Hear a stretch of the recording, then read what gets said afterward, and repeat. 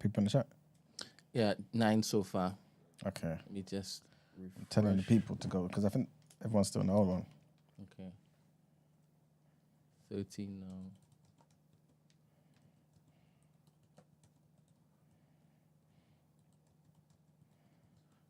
Let me put on some music.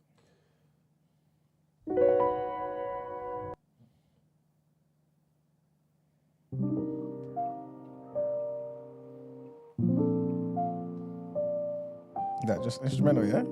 Yeah. Okay. In fact, let me just take that off. I don't know.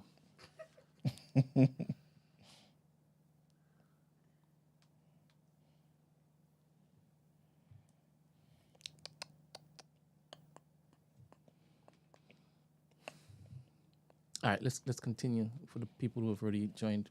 All right. Where was I?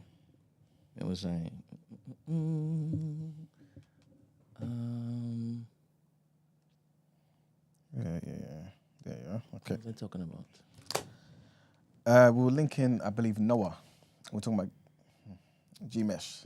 Yeah. G-Mesh. Yeah. And G-Mesh ruled. And how he was a demigod and how people decided to have relations with the people on Earth at the time. Hence having people like G-Mesh. He was like half. Yeah. Apparently he was 2/3 Anunnaki and 1/3 Yeah. human. Yeah. Genes were strong over on the celestial side. Mm-hmm. But those were also the times where there were giants. And they were like whole hordes of giants and stuff. And after they killed the human beings that were around them, they started fighting themselves and destroying themselves. And essentially, if you are to believe the Emerald Tablets, the flood, who brought the flood? Was it Enki? Enlil. Enlil? Enlil was behind Basically wash away all of the impurities. But yeah, I believe so because he just didn't like, I guess us. You know what I mean? He didn't want us to be free. Enki was the one who said, no, I want to upgrade these people. I want them to be able to have free will. I want them to live for longer. I want them to, know stuff. So I think after they had that beef, Enki and Enlil wanted to just wipe everything away. And that's when I think Enki gave Noah the wisdom on how to survive this particular flood that's coming. And yeah. Not Noah. It wasn't. Sorry, not Noah. It Noah was somebody else. Noah in the... That's the biblical in reference. The biblical, yeah, I only said that for that reason, yeah. What's his name? Something. Atrahasis, I think. Upnapism. Something. Something like there's different names that he's got. Yes. But yeah, that's essentially what happened. Yeah. And then but they, I guess, capped our. When did it happen? When did the cap happen? I think it was the fall. Yeah, it was around the flood time anyway. But where they basically capped our knowledge. So the whole Tower of Babel thing. Remember that happened, and some people believe that's like it was almost like a stargazing thing. You know what I mean? As opposed to us trying to reach God, but reach the heavens and so in instead, that sense. was it Enki? Enlil? Enlil's the bad one. All right. Enlil decided to basically, you need confusion because we don't need you trying to touch the heavens. Exactly. So we are going to give you different languages and essentially make you different people too. Yes. That's where the races now came about. That's why you have all these different races communicating in different languages and whatnot. So they couldn't unify and look to reach the heavens. Yes. And then also the whole, remember in the Bible as well where it talks about our days not being longer than 120 years. That's also the cap on our genes as well. Because I remember I was listening to one other guy just talking about science. Talking about genetics. And he was talking about how, when was this? This is quite a few years ago.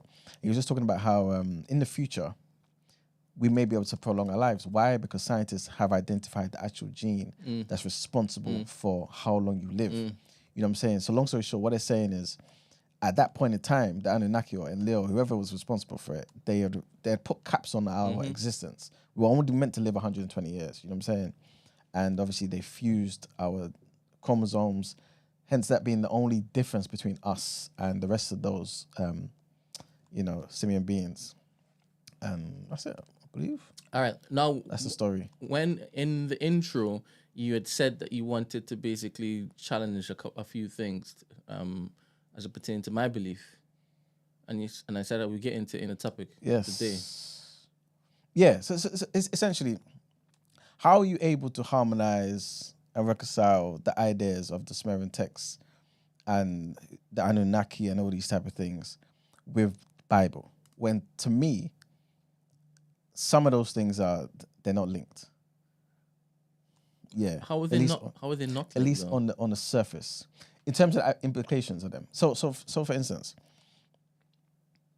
don't get me wrong. It's almost like it does give some clarity to certain things. Okay. So while one of you speaks, the other person check the group chat. Oh, are you muting me? No, just changing so people can see you. Oh, okay. Gina put something in the group chat about. I don't want to say what it's about. Okay. It's about.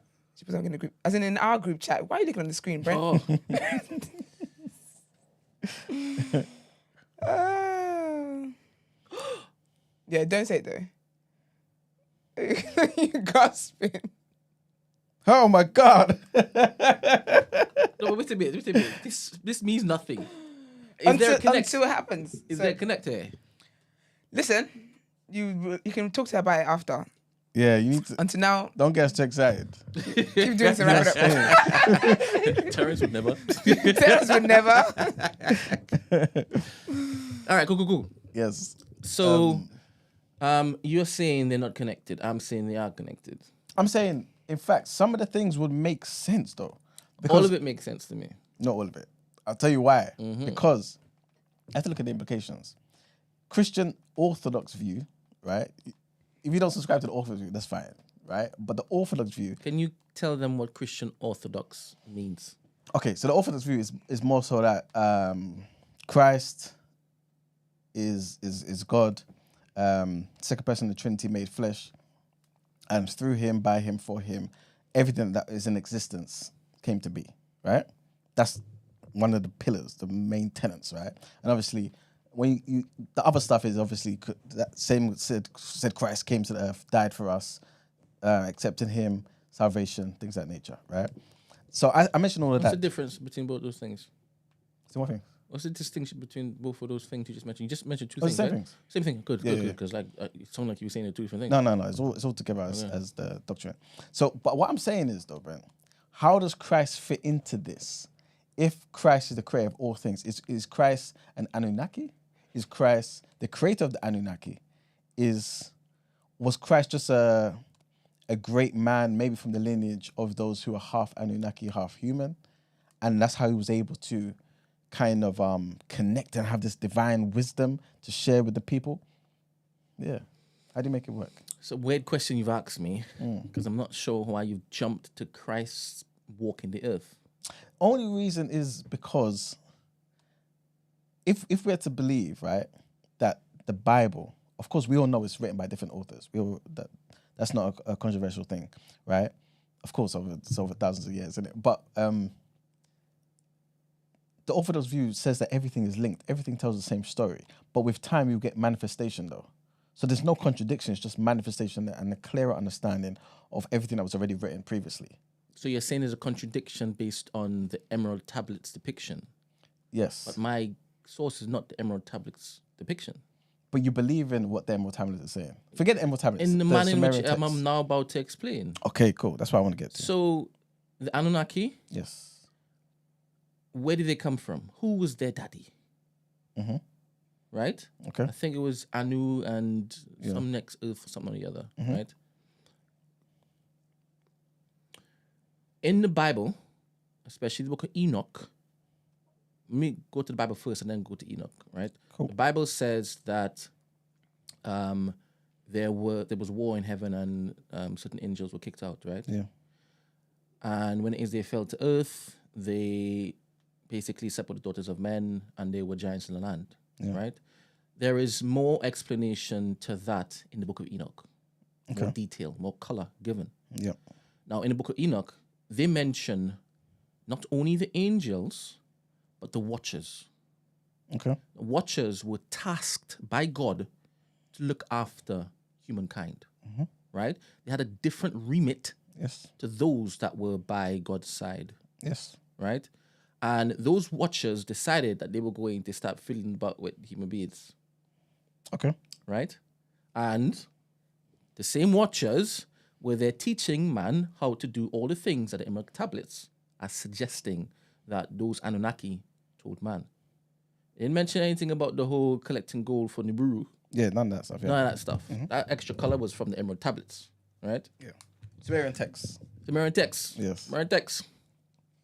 So, how I see the Anunnaki, I see the Watchers. Ah, okay. Do you understand? Okay. And that's why Satan's not in there, though. You have is it Azazel? You have a few other watching angels. I can't remember all their names, but Uriel and them. they're There's some- separate Okay. from Angel Gabriel and them man there. Okay. Okay. They were not next the to arch- God. Not the No. archangel. Okay. And Okay. it was the God sent Gabriel to go and, hey, all those Yes. watchers, I told, go and finish them. Yeah. I go clear out all these particular giants that are running about, Yeah. drinking human blood that I told you not supposed to be doing. Clear them out. Mm-hmm. And that's what it is that he and a few others went to go and do. Yeah. So when I'm seeing and hearing this Anunnaki stuff and how the Anunnaki went on to basically help man to build civilization and give man knowledge that they weren't supposed to have at that time, Okay. I am comparing that to what the Book of Enoch is saying. Do you understand? So also okay. Let's throw in. And Yeah. the Old Testament, certain parts of the Old Testament, was in existence before, like a couple centuries before the Emerald Tablets were said to have been started. It's scribing, Are you sure? 100%. Google told me. Emerald tablets though. It was the 11th and 12th BCE, and the Emerald Tablets was 10 BCE. Emerald tablets. I don't even think it's that. That's fake. Sorry. That's Again, that's my it own. is your own, yes, 100%. It's your own, but this is Because we've never seen it. You know what I'm saying? just like we have never seen the first Just seen what the first what? iteration. Prove that the first iteration of the Old Testament is as you've seen it. No, I can't. All right, prove so that. some form. No, but we've at least got, like you pretty much said, we've at least got versions that go back, or pieces of versions. I'm on the Bible side here, so Yeah, exactly. I That's- don't yeah. need to basically argue my point because Yeah. I'm already in the wilderness, believing what I believe. I'm just saying, just for those who I guess will do their Googles and stuff about the Emerald tablets, right? That guy himself, he was an occultist. So this guy, similar to what's the other white guy? He's like one of the, I don't want to use the word greatest, but one of the most known occultists of the probably the last 100 years. Oh, what's his name? Crowley. Aleister Crowley. Yeah. So Maurice Doreal, right?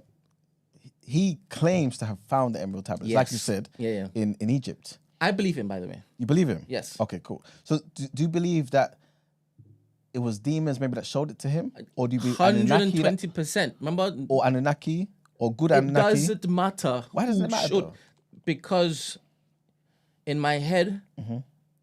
in order to counteract the story, Mm-hmm. you need a more compelling story, Okay. right? Or somewhat compelling story. Mm-hmm. And I just see that as another compelling story. If I believe that, I believe in demons and angels and this, that, and the next, right? And I believe over the course of history, they've been able to do magnificent things. Yeah. Right? Why can't they basically look to create this particular emerald tablet and show it to this particular white man who's looking for a reason to basically counteract God? Do you understand? Or just give him information. You know, some him people. tell This is some people. This is not me saying this is true. Some Mm-hmm. people suggest that.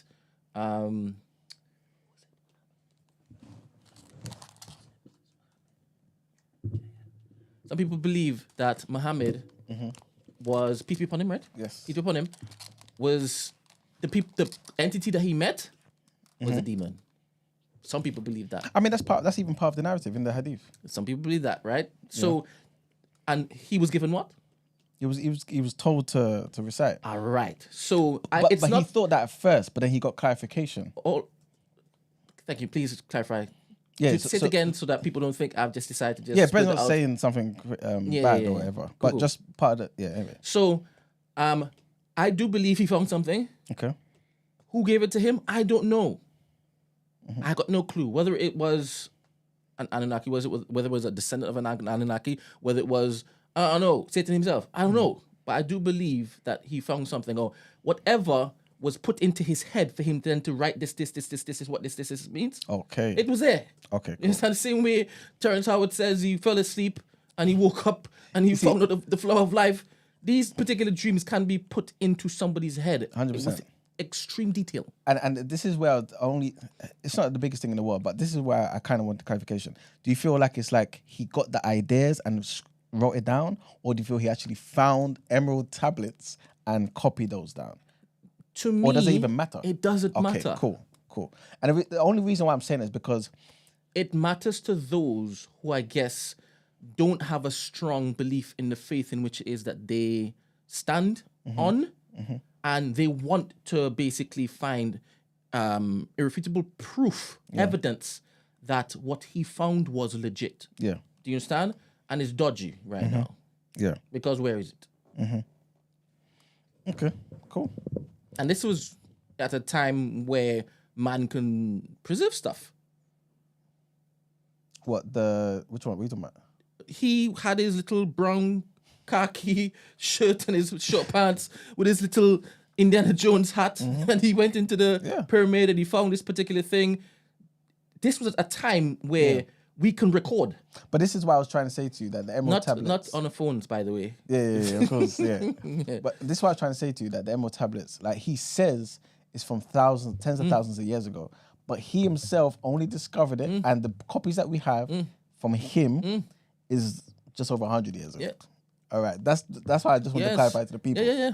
All right, this is why I guess I deal more so, like with you as well, with the Sumerian stuff. Because at least we can see that in museums, and we know it's thousands of years old. All right, cool. So this is, your question you asked me is how is I reconcile these stories with my particular stories in the Bible. That's how, because I've read the book of Enoch, and I know these particular stories seem eerily similar to the Watchers and the fallen angels. So do you feel like the book of Enoch should be in the Bible? Should have been in the Bible? It was in the Bible. It still is an Ethiopian Bible. Yeah, but I don't like to just say the Orthodox view, the Orthodox Bible, but the main Bible, the 66 book version, doesn't have it there. Okay. Right? Does that mean anything to you? It means something because I will now have to basically tell myself, is there reasons to why it was taken out? Right? Okay. And I understand during that time, the argument was they didn't like that there were dissenting voices and there were different copies of this, that, and X. And by the way, there were also books around that time that was absolutely made up, right? So 100%. They came together to say, no, this is madness. There's too many things going around. We can't do this. We need one voice, right? And the weirdest thing for me is to find out that during the transatlantic slave trade, there was a completely different Bible. And that was the gospel, the slave Bible, that had different text in it. That's different, though. No, I know it's different. It just shows that dependent on what is fed to you, it becomes reality. It becomes #facts. Yeah. Right? Now, this particular book of Enoch is referenced in the latter version of the Bible, and it's mentioned in the Old Testament. Yeah.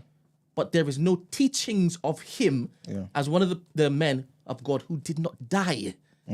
That's wild. Do you understand? So it gives credence for me to be like, what is this actually saying? So if now I'm reading the book of Enoch, the things that did make sense to me because there was no connection, the connections now being made, I'm like, is this why is that you removed it for your purposes? You've removed the aspect that these particular fallen angels could still be roaming around and this, that, and next. The bones in which is that we have found that we've now hidden from humanity speaks of these giants. But you will talk to people in the street, they will say giants never existed, right? So these cover-ups make sense to me because if there's no evidence in the Bible that they were giants, we could sell you that there are no bones that we found. Yeah. Do you understand? So these things is how I rationalize saying, the book of Enoch was removed for a nefarious purpose. Okay, let's also talk about God, right? Is the Anunnaki God? Common G, 100% they're gods. Okay. So they're not our creators. No, they were wait. Could be. Remember I told you? Now we're talking. Remember I told you Okay. because it doesn't misalign with my belief system. Cool. When these particular watchers decided to do what they do, when Satan was kicked out and he decided to basically run around the earth doing this and next, they were creations that were created that God didn't create. They're gene spliced. Do you understand? So 120%, there are people running around this earth right now that are descendants of things that God did not make. May they show traits of evil and stuff like this? I don't believe it's that. I believe I haven't explored this yet. Because one could ask, is it possible for them to be saved? Do they have the same type of essence, the spirit that is needed to be acknowledged by God? Right? Because there was a point in time when God washed them away. Because I didn't create none of these things, right? But God knew that this would happen. So but who washed them away though, Brent? Because you said God washed them away. And Lil washed them away, right? So in the Bible, yes, Enlil is not mentioned. That's what I'm saying to you. But you also. But I told you before, Billy Carson stops at where did the Anunnaki come from? You understand? All right. So are you potentially saying that the Anunnaki, God created the Anunnaki just like He created every other being on any other planet? God in the created universe? Angels, yes, and watchers. Watchers are just different angels, but they have different remits. Yeah, but you're not saying the Anunnaki are angels, are you? I'm saying that. Okay. Physical beings, though. Yes. Or are they? Okay. They could take physical form, and they could be. Remember, there's 11 dimensions. And they can basically, the same way one can basically possess another. Do you believe in possession? Yeah. Why do you believe in possession? Seen it, innit? Cool. So some people in the Christian world have an explanation for that, right? Yeah. Yes, they believe that angels can do that because they can appear in different forms, right? Yeah. Another person would believe that it was the disembodied spirits of the Nephilim that were washed away. Okay. Right? Now, there was a part in the Bible where Jesus heals somebody's Eyes, blind. blindness. Yeah. He was blind. And the first time he touched the person's eyes, Jesus like, hey, can you see me? And he's like, no, but I see tall trees and they're walking around like human beings. Yeah. And then Jesus touched him again and he said, can you see now? Oh, wow, I could see you. So the first time he touched his eyes, he was able to see the spiritual realm. So all those tall trees walking around like human beings, those were the disembodied spirits of the Nephilim that he was seeing. Wow. Right? Okay. And those particular spirits can run around causing havoc and, take hosts and this, that, and the next. So some people believe it's not the demons, the fallen angels are doing this. It's not the imps of Satan that are doing this. It's those particular disembodied spirits that are doing that, right? That's why some of them aren't all, some of them are calm, cool, and collected, and this, that, and next. Because in essence, they also have free will. Yeah. Do you understand? They're not bound by that wicked mandate that I guess Satan was bound on Satan and his people were bound by, right? Now again, I've spent a lot of time looking through all these. Once something else pops up, I'm like, oh, this is nice. Let me find out the origin and let me see how it works with what I currently believe in. I'm always jostling for where I stand. I want it to be the most logical point based on my reasoning and what I can tolerate. Yeah. Right? I haven't yet been presented something that has shocked my particular stance in my Jesus Christ. Do you understand? But I welcome the challenge. And the worst thing the devil could ever do for people like me is to basically do what he did not to you. But you said that you've seen demon possession. Yeah. Don't do that to me. Because I'm already believing that you're doing madness. Don't show me proof now. Do you understand? Don't. Because I'll be cemented. Yeah. So it's pointless coming to me and going, doing all that. Don't. Do you understand? Anyway, so back to the where was I? I missed a step. Book of Enoch, Jesus Christ. What was I saying? We were talking about, well, it's out from the question of who is God? Is Anunnaki God or stuff like that? All right. So in the Emerald Tablets, and when Billy Carson talks sometimes, he goes all over the gaff. Sometimes he says that Enlil is God. Sometimes he says that the universe is God and it just came out of no. Oh, that's gone. See, this is basically why I'm getting at this, because if you look at, I understand why he's saying that, because he sees there being a universal God, a God that created every single thing. But in terms of a God that created us, our creator, he attributes that to, like you said, like to the Anunnaki. And so this is what I want to get at, because if you look at the words that were used in Genesis, right? Early, the word for God is Elohim, right? Which is like a plural for God. And Christians tend to say, oh, the reason why it was there but was not understood by the Hebrews or the Jews at the time is because God existed as a Trinity. This is why the plural word works and it's consistent for our belief system.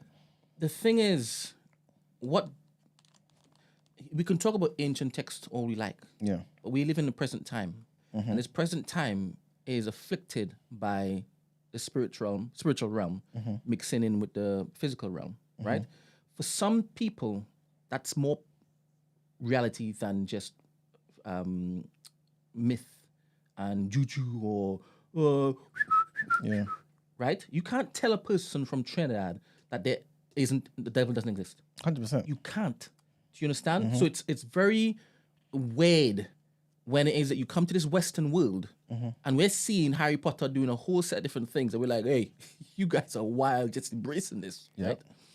Because I know what is behind all of that. Do you understand? I can see that. You said something, said Billy Carson. Okay, so the thing for me is when you mention Jesus' name in the face of these particular demons, Okay. brother, they scatter.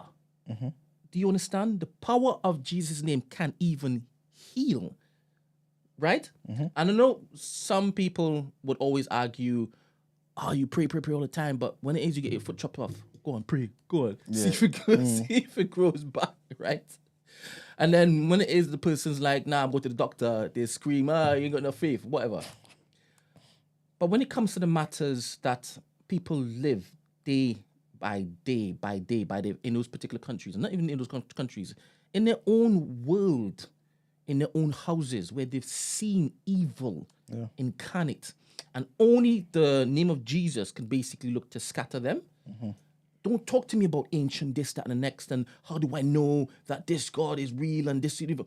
Brother, that alone is evidence. And that's in real time. But somebody can always say to you that we can maybe give you names of particular gods to help particular people. So, for example, if you're a Christian and you fully subscribe to Christianity, that's your belief system to the core, then the name of Jesus will work for you. If you're a Muslim, then maybe, you know what I'm saying? If you're a Jewish... doesn't take away from my belief, because I believe that there are other gods. I just told you. That's what I'm saying to you. Even in the Bible, it talks about other human beings showcasing they had powers given to them by other gods. That's what I'm saying. I'm not trying to shake your faith, but more so ask... It can't be shaken. Cool. But what I'm also trying to ask, where is Christ in the hierarchy? Is Christ what Christians believe to you as the universal God, the creator of everything? Yes. Or one of those gods that My belief is that he's the topper. Okay, cool. Right? Because I haven't been presented with anything else outside of that yet. Okay, cool. That can basically that could be useful for me in my present state.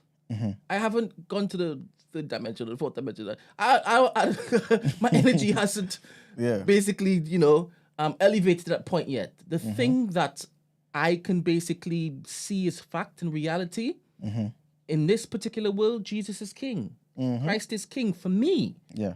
Do you understand? And this is where I'm getting to. And this is why I link it. Like, obviously, we can talk about this probably till tomorrow, right? But how I link it is because in Genesis, like I said, you get the word for God being Elohim, right? Which is plural, right? For those of you who don't know, right? This is the reason why Christians, I guess, can reconcile the idea that God has always existed as a Trinity. You know what I'm saying? Father, Son, Holy Spirit. But then the Bible stops using the word, stops or very much reduces it from using the word Elohim to Yahweh, right? And so if you listen to a lot of like biblical commentators and stuff, they would say it's because at certain times, i.e. prior to Exodus and after Exodus, the Canaanites, there was a fringe group that moved away from the Canaanites. They've now adopted or started to worship this God called Yahweh. They've somewhat won, right? In that they've continued on this belief system, and their belief system is the one that reigns for them. And as they've gone on and on, they've written texts and redacted those texts and put in Yahweh and Elohim into those particular places, right? To make sense of it almost, right? So it's consistent for who they are. I mentioned all of that just to say that if it is that in those texts where they've used Elohim, Yahweh, whatever word you want to use, and it's been for God, the impression has always been that this God is the same God that made man, right?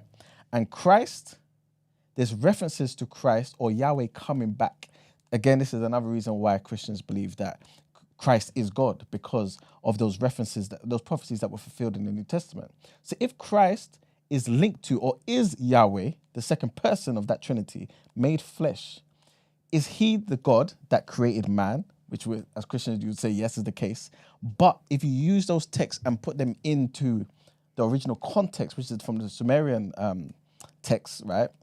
Sumerian tablets, then you kind of have to, this is where it depends on you, of course, have to say, okay, but the Elohim that they were talking about are really the Anunnaki and not the God who created everything. Did that make sense? Did you get what I mean? Maybe you're saying that Elohim in the Bible are the Anunnaki. Yeah. So because that's how you get the consistency. So with the those Anunnaki. texts. So the oldest record of history, as it pertains to religious text, who commissioned that, and which gods were they? Because it only talks about the one, not the plural, the 250, right? And it also mentions that those same particular gods, those Mesopotamian gods, were going up against the God of Israel. There was no Israel. It wasn't then, but you know what the God of Israel means. It's not just a period of time. God. No, but it's important though. That's all the right. reason why I said it Before that way. Israel, what was there? I don't know. There's many different things. Israel didn't exist till long after. So I want you to be more specific. Before it's been coined the God of Israel, Okay. what was God? Was God still basically moving in the Old Testament? Am I answering it based on the Bible, or am I answering it outside of the Bible as well? Let's start with the Bible and let's okay. go to the outside. I want to see both. Okay. Oh, let me just give you a definition here that I thought was cool that I found, which kind of popped into my head when you and Demi were going back and forth. Yes. There was a word that I felt I heard on Flagrant 2 where a man was saying, even though I'm presenting my arguments, I must also be able to present the strongest argument that I'm actually contesting. For it to be fair, right? And the term is called steel manning. Steel manning refers to the process of understanding and presenting the strongest possible version of the opposing argument, even if you firmly believe in your own point. This approach is used to ensure that you fully comprehend the other side's perspective and can engage with it more effectively and fairly. That's basically what I do every day, innit? You don't. I do that. You don't. That's why I study other implore belief you, systems. and you probably say, I call it devil's advocate. No. Okay. It's not, because when you do it, you're like, I don't even know what that you means. present it in a, well, some say, you can still sense the frustration and you haven't even speech it. No, I mean, let's not get into this. The steel manning is the thing I think everybody should be deploying, right? Especially when it is that you are coming with dense type of topics and themes like this. Sorry, what was the question you asked me? No, you was asking me about what was there before the God of Israel. Ah, cool. And you asked me to be clear with what I'm saying. Yeah. And I said from the Bible perspective, yes. and then outside of the Bible perspective. Cool. So before the God of Israel, I think you would have the Elohim. No, what was he called? You said Israel Elohim. never existed before anything. Elohim. So in Genesis, but I'm answering this based on Bible. In Genesis, cool. What was he represented as? Because Israel hadn't been formed yet. No, but what was he a representation, leader of? He was the creator of Adam and of so Adam he was the leader of man, right? He was the man's creator. Yes. And even right now, people will still say he is a creator, even past being the God of Israel, even past being, but also the creator of heaven and earth. That entire reality. Entirety. Yeah, good. Yeah, reality and the things outside. All right. Cool. All right. So what I'm trying to say is people get hung up over me saying I'm a Christian, right? Because they were like, you're just a follower of Christ, right? Before Christianity got coined, who are you following? I've heard that being put to me, right? So I'm thinking, but it's the same God. Okay, so that's how you answer the question. Yes. But this is why you have a problem with that, though. I'll have a problem? Yeah. It seems like I have no problem with it. I mean in that conversation with somebody. Because they will say to you, how is it the same God? And if it is the same God, then why do you have a problem with other belief systems? So I personally don't understand how they have a problem with me saying it's the same God. Please present it to me. Because they see me a Christian just as a follower of Christ. Yeah. Right? But Christ is 1 in 3. Right? I get what you mean. This is my belief. Yeah, cool. Yeah. So God is 1 in 3, but that's why I said I get what you mean. Christ is one of the 3. Yeah. Go on, sorry. If electricity comes through this square room and just goes No, I'm just being clear because obviously that's the Christian doctrine. So if I say the Holy Spirit is 1 in 3, you will still be like, that's wrong. Yeah. Father is 1 in 3 is wrong. Yeah, because God is 1 in 3, isn't it?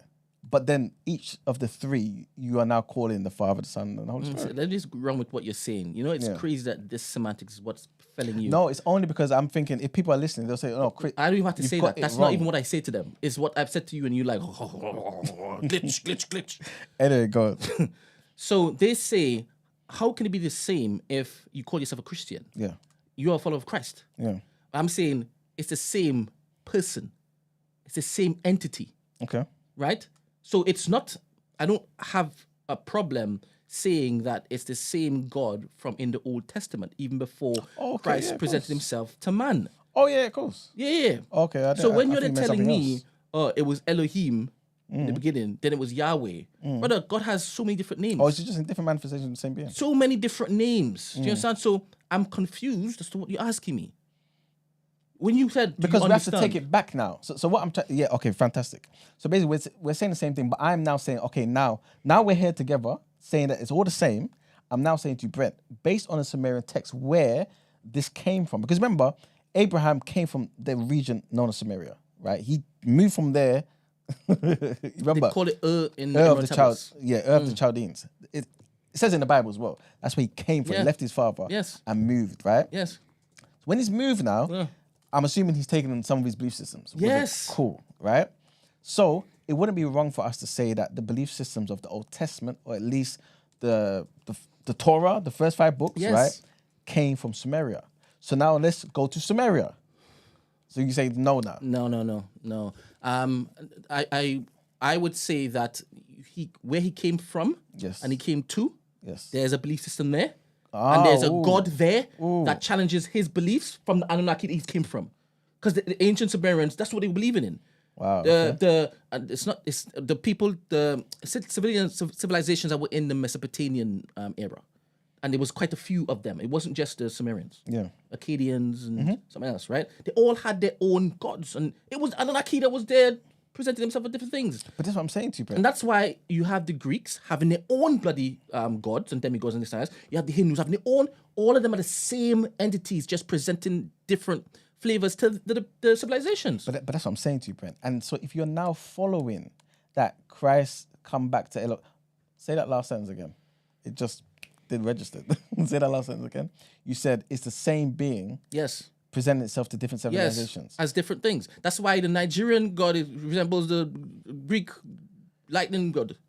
So is every belief system potentially correct? Yes, I'm telling you, mine is just the strongest. My God is just the strongest, I'm telling you. It's because you've never said this before.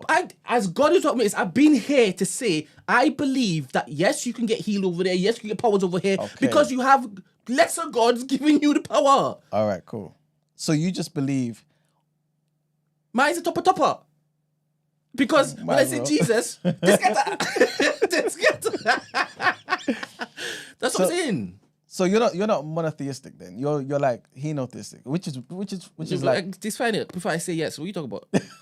basically the existence of many different gods, but I guess particular cultures, particular people have their own god. Yes. So if I'm a Yoruba man, my god is yes, and yours is yes. Okay, cool. And my God doesn't like when it is that you say, I'm going to support 5 of them. All right. He's a jealous God. Yes. So your God don't like if... You see what he said? You see what he said, my God? You see, wait, you don't have the same God? Sorry? Sorry. He just said your God. And I'm talking about Jesus Christ. He said your God. You guys just said the same God. Is that what he's talking about? He said we don't say the same God. You don't listen to him because you jumped in the wrong place. Sorry. I'm interrupting you, God. So essentially your God, right, is a God for the Christians, right? And also those for the Jews, who were before the Christians. Also for that lineage. Yes. So the Jews to Christians. Yes. Cool. I know for the world now, because remember he opened up the gates and said, hey, it's not just going to be for the Jews and descendants of the Jews. So would it be wrong to still keep to your own God then? If God, the main God, gave them their This gods God too. of mine is a jealous God. So he'd be like, hey, I've got an afterlife. Okay. You're not going to get in because you're following other things. Go, But you gave me those other things. whatever the what? Are you saying that he gave me those other things though? At one point in time? Because you said that all those gods, right, are different manifestations of one God. No, I didn't. That's what I asked you. Wait. Okay. In the beginning, Yes. you had the Watchers. 250 of them. Okay, And cool. they fell and they decided, we've got superhuman beings, we've got a celestial power. Okay. We got the knowledge of the heavens, and we are going to basically sculpt our own creation story in different civilizations. So we'll appear as different beings, different entities to different people, and we will sleep with the thing and make whatever we want to make. Okay. And it will be what it is. Once that particular civilization dies out, let's move on to the next one and look to present ourselves as a different type of being. Okay, and now I understand. So when Abraham was in Ur, right? Yes, he was had following God the of Ur. yes. Okay, one of those watchers. The Sumerian, yes. Thank you. The When Anunnaki. All right then. When he's left there, Yeah, he's right? like, ooh, there's better over here. Cool. He's gone towards Canaan region, right? Yes. Cool. When he's got there, the Canaanites are serving their God. Yeah. Which you are saying is the main topper universal God. Shotter. That's the main. And then that's when he's found A better, the true and living. 100%. He's like, Alright I then. see their steeds, but oh my goodness, your steeds is better than their steeds. And certain prophets actually saw that particular contrast when one comes down from the mountain, one has a staff, the other person says, hey, let me see what you're doing. Yeah. Turns a snake. battle. Aha. My snake would eat your snake. Cool. And then we all follow that one. Yeah. potentially. Yeah. Okay, cool. So that's understood. I also, if you don't mind, want to link this. And I swear there are passages in the Bible where certain kings were so impressed with the strength of their gods, Israelite gods, that they're like, why am I following this weak one that probably doesn't even visit me anymore, that I have to do sacrifice this and next when this is real. Yeah. So let me go over. Yeah. I mean, that still happens today. Today, yeah. But okay, so that's been clear now. Cool. It still gives me a slight problem. Hope you clarify this part.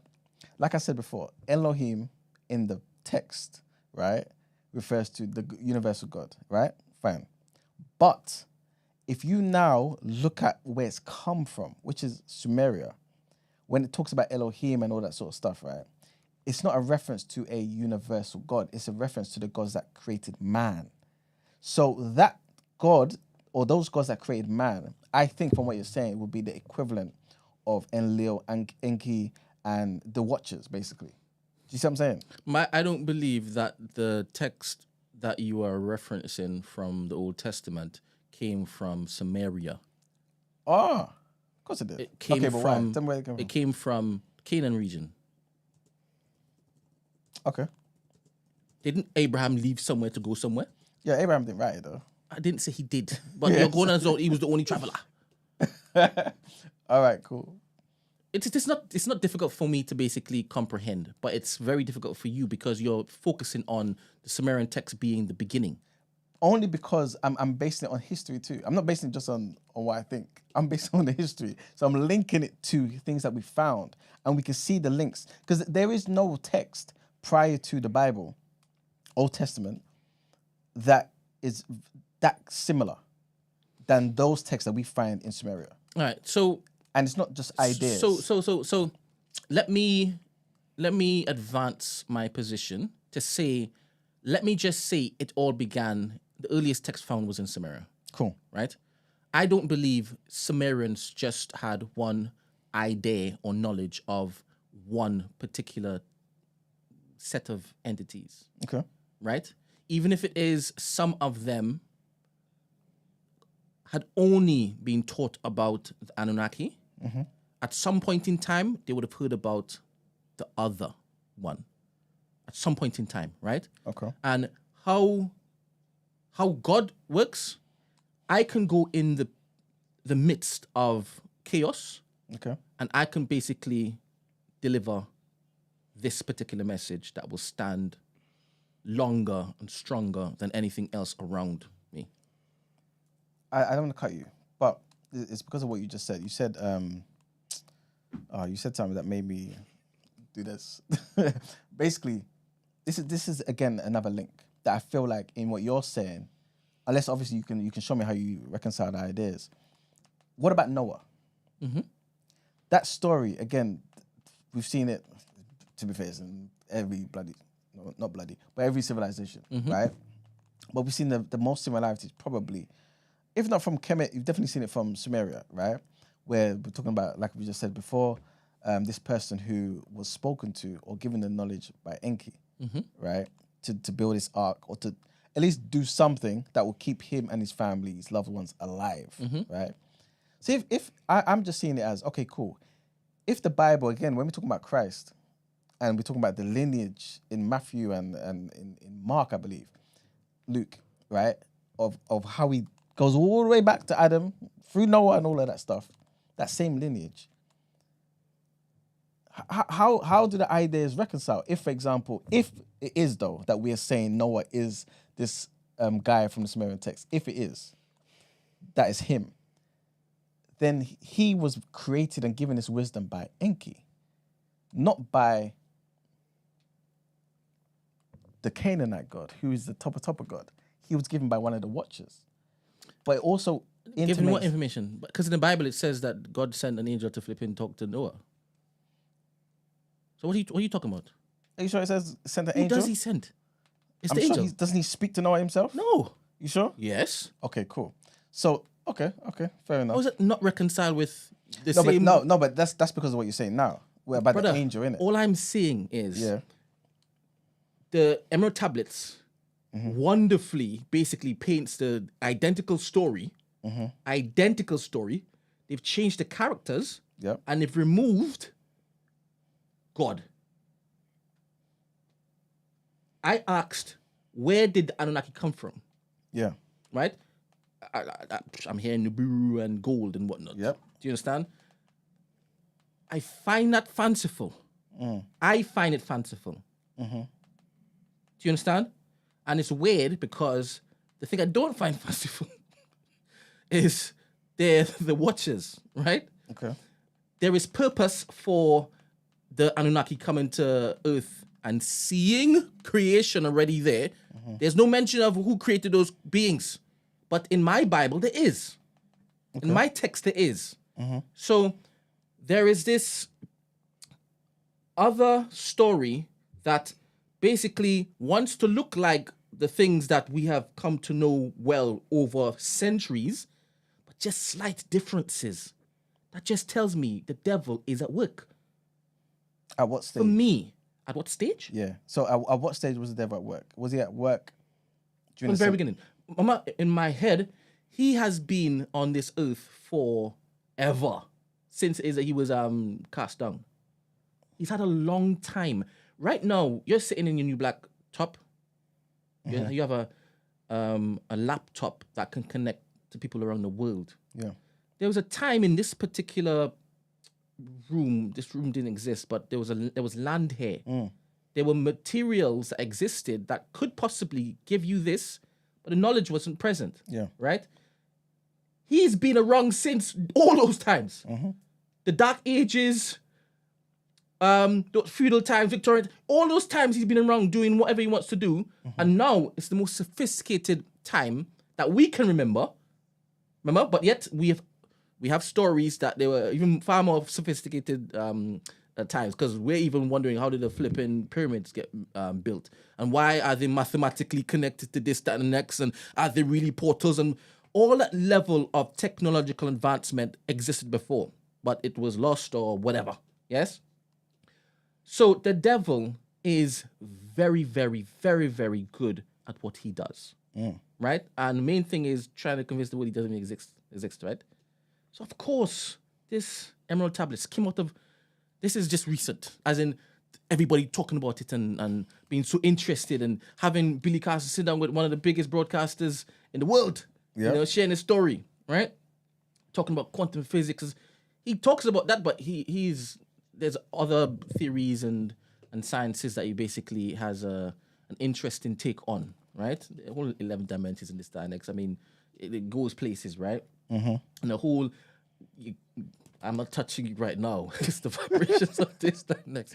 Like I said, that's difficult to basically comprehend, because I'm not sure if that aspect of it I care too much about, because it's wild to say that I'm not here. And I think there was a theory that you had told me before, that nothing really exists until it's thought of, or something like that. I can't remember. You need to give him a bit more. Somebody in the chat will probably pop up and say nothing really exists until it's thought about. But anyway, to go back to my point, where Noah is not confusing for me, because it's funny you say that, because someone in chat said, this is what I'm trying to check while I'm talking to you, that God did speak to Noah directly. It wasn't an angel. What does it say? Thank you for the correction, but read it to me. Okay, well, in this version anyway, because I only have one version up at the time. I'm also reading from the book of Enoch, right? So that's why I said what I said. Okay. Yeah, go on. This is the story of Noah. He had 3 sons, Shem, Ham, and Japheth. Noah had no faults and was the only good man of his time. He lived in fellowship with God. But everyone else was evil in God's sight, and violence had spread everywhere. God looked at the world and saw that it was evil, for the people were all living evil lives. God said to Noah, I have decided to put an end to the whole human race. I will destroy them completely, because the world is full of their violent deeds. Build a boat for yourself out of good timber, make rooms in it, and cover it with tar inside and out, etc., etc. Dimensions. In the book of Enoch, he has an angel guide that takes him up to heaven to show him this, that, and next, and brings it back down to heaven. Yeah. Again, I'm reading from the book of Enoch. So thank you for the correction in the canonized official text. So let's get back to the point. Let's just say that is to be true. You are now conflicted with my take, because in the Emerald Tablets, it talks about the Anunnaki basically talking to this particular entity. And that particular Anunnaki was Enlil, who Billy Carson believes... Enki, who Billy Carson believes is God. Or basically amongst those people are the ones who created us, yes. So he doesn't say specifically it's Enki or so, but their being made us, and they engineered us from, like you said earlier, those that were here on the earth before, our cousins, the apes. You know what I'm saying? So this is what I'm saying to you. So if it is that we link it in that capacity, right, then Christ would be the manifestation of the God that created us, i.e. the Anunnaki, not the creator of the Anunnaki and everything Yes, in it existence. would be true if that's what you follow, which is the Emerald Tablets. No, it'll be following the Bible too. How? You haven't made that connection for me. I'm making the connection because of The Samaria origin? Yeah. But I just told you that... you don't link it that way. I can't, Okay, Emmanuel. cool. I can't All because even after the fact of it starting that way, it hasn't borne out that way. And you're still using Jesus Christ and it's scattering whatever darkness and evil that basically existed during the same times in which God was there saying there's darkness and there's light. So I can't understand what you're saying. So basically, you're saying for you, okay, it's kind of like saying, I've given you information, you've left my house and come here and given people the same information, but you've given it with more clarity, you've given it with more detail, and you were also inspired too. So along the way, from you traveling from my house to here, some things would have kind of got lost, potentially. But what you're given is the main thing. Do you know what I'm saying? The reason why I say that, I'm basically saying it in relation to the Sumerian text and the Old Testament, in the sense that, because we know this Sumerian text predates the Genesis. It has to. It has to, Brent. So what Sumerian text are you referring to? The ones there. No, Any text that comes out of Sumeria. Don't do that. No, the reason why I say it like that on Give purpose. context to the people that listen. We keep mentioning Sumerian text. Yeah. What is that? So the Sumerian text is basically texts that came out of that region, ancient Sumer. And Sumer is that region where I guess today would be almost like modern Iraq, Mesopotamia, that region over there. If you look at the map, what I'm doing over there makes sense. Iraq, yeah. And a lot of these texts came thousands. The only oldest text that rivals that is the text that you find in Egypt. I believe probably the papyrus of any is probably the oldest complete text is in Egypt. But bits and bits, scholars debate over where it came first. So that's the reason why I'm saying it's older than the Bible. Stop. Yeah. You keep saying Sumerian text, and this particular area was also where the River Euphrates was. Okay. Right? And some will argue it's where the Garden of Eden was located. So it's a place in which that's in your mind, cemented in your mind, a godly place, right? All right, cool. Again, before anybody talks, this is what you used to believe, right? Okay, cool. Sorry. Do you believe that the Garden of Eden was a godly place? Yeah, of course. Why do you believe it was a godly place? Because it says it in the Bible, innit? I'm going with that idea. So when you say in this same area, you have text, okay, right? It's not wild for me to believe that because that's where creation began. No, but it kind of is. Only because there's no mention of these texts in the Bible. And the only... Wait. And the impression we get... Again, you have to correct me. I haven't finished with the asking of what is in the Sumerian text. Okay, cool. What's in it? You keep on mentioning it. So What's we have the Epic of Gilgamesh. We have the Atrahasis, which is the story of Noah. We have also the text we mentioned before, the King's List as well. Yeah. So all that's information on the King's List, the Epic of Gilgamesh. What does the Epic of Gilgamesh say? It just speaks about Gilgamesh being a real being and how he ruled over the people. So just talking about the king and where he came from and whatnot. And yeah, does it talk about where he come from? Did he speak about him as a about demigod? Him being, demigod, being half or 2/3. Yeah. And speaks about that his tenure, I guess. All right. The King's List, cool. The King's List is just basically a record of all of the rulers. What else did that come from it? The Epic of Atrahasis. What's that? Which is basically the story of Noah. All right. So nothing other than after the fact, I guess this is what happened before. It doesn't tell you what happens before. It doesn't give you any color for what happens before. Before what? What do you mean? Well, you mentioned Noah, story of Noah. the King's List. And I'm only mentioning like 2 or 3. I'm pretty sure there's more, but I don't know all of them. But then though. how can I basically dialogue with you? Say what it is, and then I'll be able to say, okay, yeah, there's something. You are using the Sumerian text as the earliest history of any creation story. No, I'm not saying. What is the earliest history of creation story for you? I'm saying it in terms of what we have evidence of. What is the earliest history of creation story for you? It's hard for me to say. The reason why I say that is because I also subscribe to oral traditions. You know what I'm saying? I believe our creation stories are passed down orally, and they go back thousands of years potentially. So essentially, you're saying, because you believe in oral stories and oral traditions passed down, in a certain sitting, you can say F what the Sumerian texts say, especially if it has to do with your people.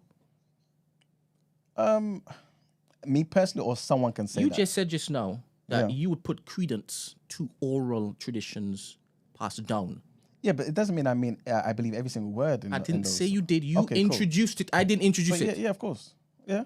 Right? So outside of the fact and evidence that you can see from the Sumerian text, you would put credence in some and value in passed down traditions, right? Yeah. Cool.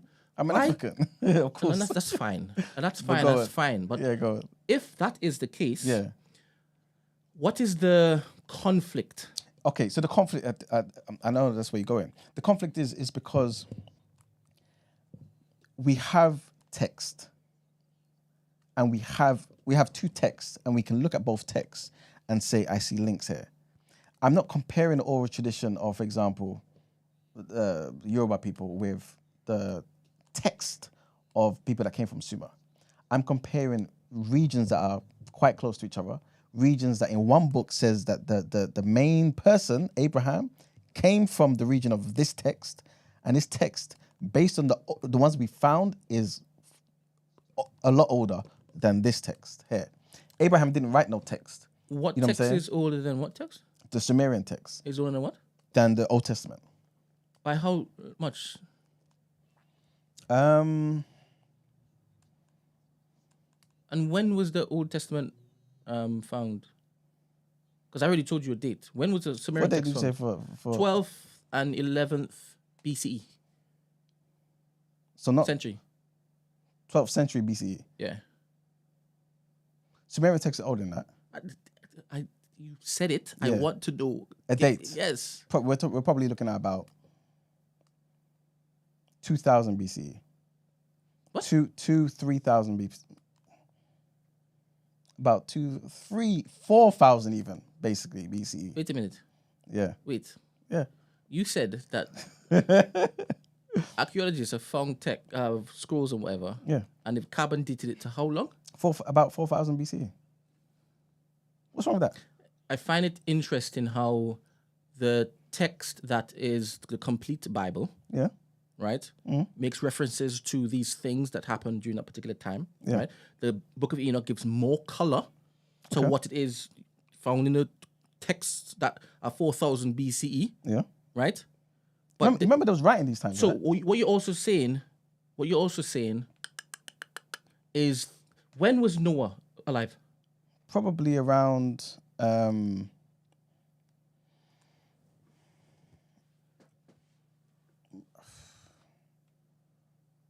you would say about 3,000 BCE, something like that. Of course, because that's only 5,000 years ago. It's only 5,000 years ago. This is cool. So 3,000 BCE means 3,000 years before. Yeah. For what? Christ. Before the Common Era. Yeah. So the 0 is basically where we would say Christ was born. Yeah, yeah. And the 12 is just 12 years prior. 12 years. Yeah. It says 12th century. If you're saying 12th century, then we're going back to 1,200 BCE. Okay. So I understood what you meant as that. So yours would be 32. 30th. Yeah, exactly. Yeah. So 32th century BCE. Is there any other text other than the Sumerian text that around them times? Yeah. You have to go to Kemet. Egypt. And what is it older than that, or is it? See, this is what the scholars are debating. Cool. So But the oldest complete text, you have to go to Africa, Egypt. nice. So what you're saying is that the mention of Noah that lived, that was, and Anunnaki basically told him this to annex, was told and recorded way before the Old Testament was done. Precisely. Where did the Old Testament come from?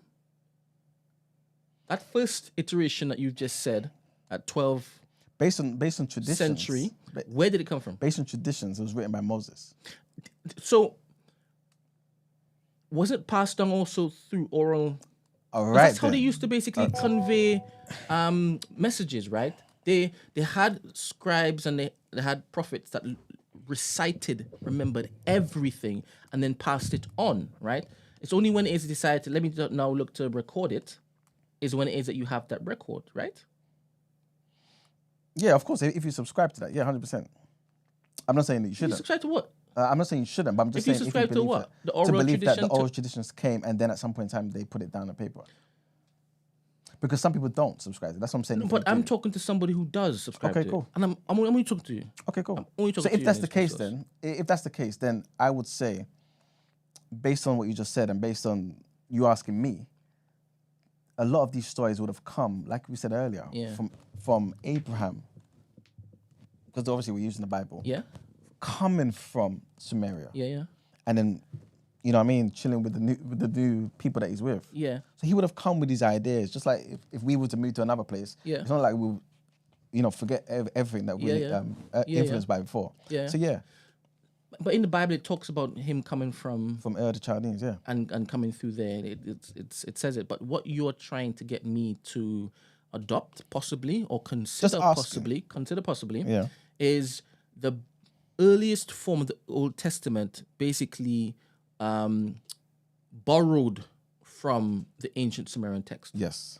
Now, where are the other texts that make up the rest? Okay, I'm glad you said that. So now we've got to a stage in time where we now creating our own stuff. So it's like me and you and Esther here, we're just in the studio. We've lived here for 100 years.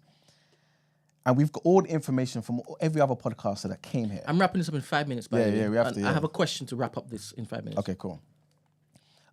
We've got our information is based on all the podcasters that's come here. And that's just our experience. That's all we know. We've been here for hundreds of years. When we leave the studio and we go about our business, we will now have the information of the past, our creation story, but then we will start living. And so we would have our own new experiences. And that's essentially what I guess happens from Genesis. Genesis starts with the stuff before, which would have been, I guess, based on what I'm saying, the influence of Sumeria. But then they start to live now. Abraham is there. He lives. He has kids. And so it's new writings that are coming about. They go into Egypt, the Exodus and things of that nature. Sorry, the lineage of the first man down to Christ is very detailed in the Bible. Check it, sir. The lineage from the first man down to Christ is very detailed in the Bible. Is that also in the Sumerian text? No, because where's Christ there? There's no Christ there. There's no Abraham there. This is all before. This is what I guess makes sense to me. I mean, if you now have record of a lineage, right? You've also mentioned certain world events with incredible detail, but yet the Sumerian text doesn't what? I just asked you just now about the lineage, not the details of other things. I specifically asked you about the lineage from Adam to Christ. Yeah, I specifically asked you about why would the people that lived. Yeah, you're saying why would it have it because it was created way before? Yeah, but in my head, the text would have documented everything that happened around the world at that time. Why? Their world might have just been Sumeria, 100%. Okay, cool. But why are you saying why? No, if you are basing your entire... Why the entire world? Why would I document stuff about the entire world?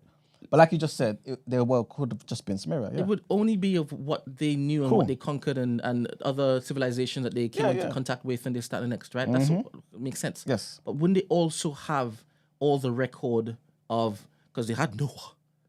Yes. Wouldn't it have the lineage from where Noah? It might do, but this is- only up to Noah though. I don't want you to be saying might, because you've done a lot of research to No, basically but Brett- bring this particular theory to me to have me consider.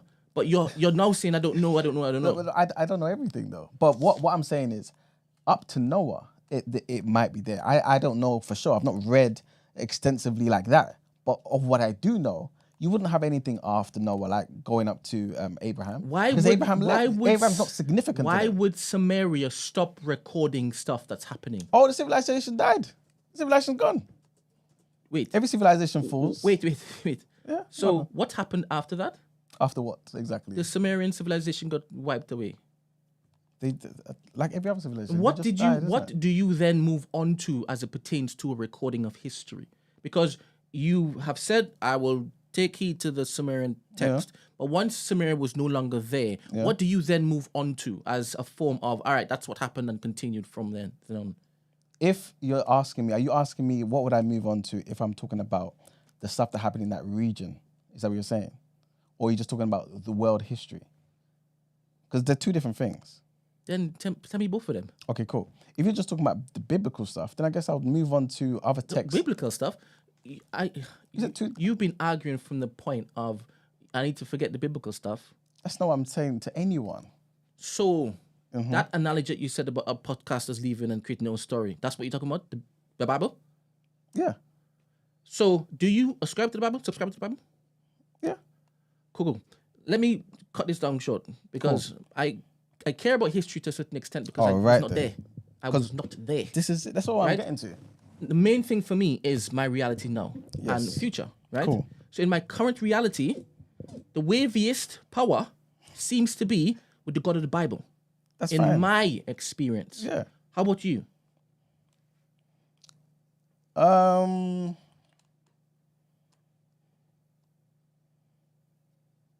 Yeah. I'll say that too. But I don't see the God of the Bible in exactly the same way as I guess the average Christian does. I don't see it in the same way. This is why I have the belief systems that I have.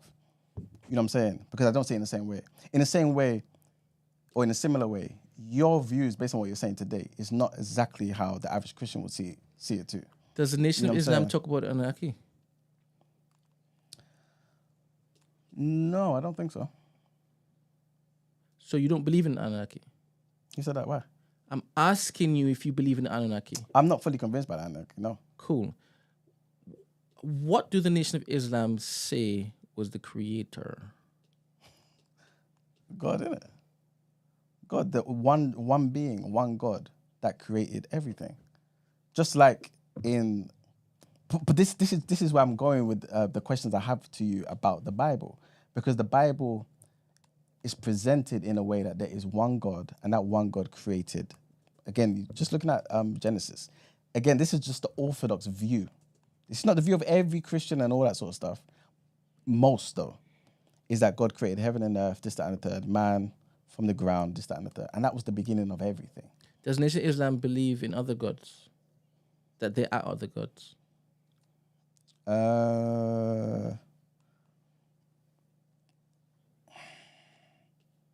Yeah. Where did they come from? But we'd have to get into... No. We can get into it another day. I know, but I can't give the answer in the way that makes sense. It won't make sense because it's down to your conception of what you believe God to be and who you would assign that title to. So it's complex. I can't answer it in 30 seconds and give you a satisfactory answer. It wouldn't do it justice. It's impossible. You have to have some understanding of the belief system overall to make sense of it. It's kind of like when Chimps spoke about white people being created in a lab. You have to have an understanding of everything, to some degree at least, to understand it in its context. Otherwise, it won't make sense. It'll just sound like I'm just talking. You know what I'm saying? And we don't have the time to go into those things. But basically, yeah. Do the Nation of Islam put any credence in the Sumerian text? I've not heard anybody speak about that. So this is your thing, separate from Nation of Islam? Everything I do is separate from everything. I don't believe one thing from one source completely. Of course not. Cool. I don't. Alright, Never I'm have. done. Thank you very much. Whoever's still like listening, you guys are cool, man. Yes. Well, let's kick on with extreme speed. Esther, thank you very much for still persisting. Yes. This is crazy. How come you didn't eat any cake for sustenance? Because I can't bother to get up. Oh my.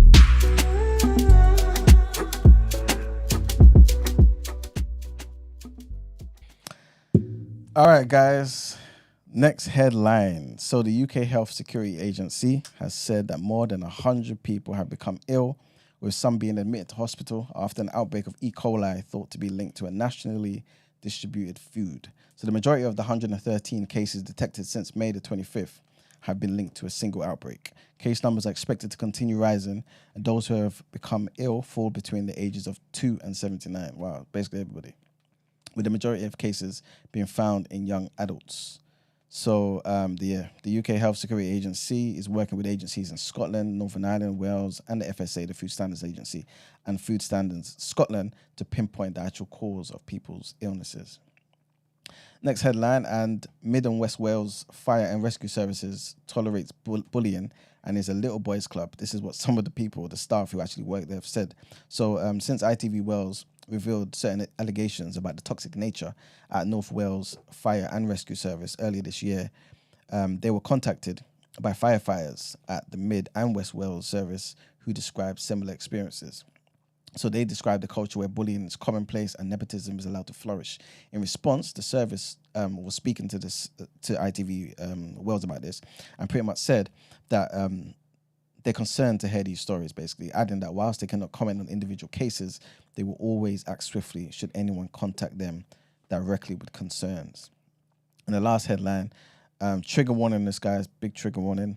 A body has been recovered in the search of a 2-year-old boy who fell into the river in Leicester. Specialist dive teams hunted for him after he entered the River Soar, while on a trip with his family on the 18th of February. So Leicestershire police confirmed that a body was found on Thursday after workers had been in the area in Elstone Meadows near that particular river. The body was recovered and formal identification will now take place. More than 200 police officers had been involved in a search for the toddler, but the operation was scaled back after searchers drew a blank. Sad news, man. But that's it for the headlines. It's time to pay the bills.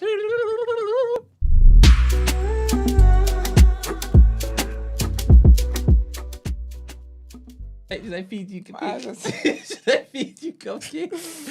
I need a nap so bad. All right, let me breeze through these. What am I talking about today? Hold on. Oh, in lovely news, Gabourey Sidibe and her husband Brandon Franklin, I believe his name is. They've welcomed the twins. So she's an actress. You've seen her and stuff. She's the one who played Precious. Oh. Yeah. Nice. Congrats, man. I know, right? So beautiful. Look at her and a man and a babies. She's got a boy and a girl. Oh, nice. If I have twins here, a boy and a girl, if you dare ask for anything else in this household, that's literally it. Like, that's it. That's done. Boxes ticked. That's it. You want to have no more kids after that? That's it. I'm currently on minus. So if you can get 2 out of me, oh baby. But congratulations to her. They shared their news with the Shade Room, which I think is very lovely actually. Because sometimes Shade Room is known for mess. So, and I think Shade Room is owned by Nigerian. Not surprising. Nigerians love a bit of tea. But yeah, so they shared. The baby came in what's it called? In April actually, which I love. You know, I love people keeping secrets and stuff. But yeah, so she said Brandon always wanted. So they got a son and a daughter. The boy's name is Cooper and the girl's name is Maya. Very pretty name. And she said Brandon always wanted to name a son Cooper so we can call him Coop. And Maya was named shortly. I love that. White men are so funny. And Maya was named shortly before our baby moon to the Mayan Riviera in Mexico. She said both twins have traditional West African middle names after members of my family. Wonderful. I know she was West African. That's good. And she says that they're a bundle of joy, both extremely strong and hilarious. And they've yet to really interact with each other. She's the way to twins. But I love seeing twins. The way this, as they get older, they start to tag team each other in mess, in things they do is so funny. But yeah, she says that Cooper will sometimes speak for Maya and alert us that she's about to spit up. basically they're really close to their babies. They love their babies. Babies are great, wonderful things. So that's wonderful. And then, so it was Dave's birthday in Central Cee. People keep talking about Central Cee as an industry plant, and he's a privileged white boy acting like he's from the hood. I don't know anything about Central Cee. I don't know one Central Cee song, not one. Same. But I hear it though. Like he doesn't look, because there's a picture the other day. I can't remember who he was in a picture with. Everyone's smiling. Normally he's got a peace sign up and the hat covering his face. People are like, what's wrong with you? Like, what's wrong with you? I think it was with footballers or something like that. But they keep saying that he's an industry plant and he's living a fake life. I love this kind of theories on my timeline. It's, razzle dazzle. But anyway, he and Dave had a party together. Basically, the party, people are saying that when they looked in the background of the clip, it's all just, there was not one black girl in sight. So obviously, you know how people get, they were commenting on that, whatever. Anyway, Is he black? No. Why did they want black people in the midst of him? Dave is black. Oh, Dave, okay. And, well, Central acts like... Central... I can't remember where he said he's from. Guyana. It's Guyana, innit? So,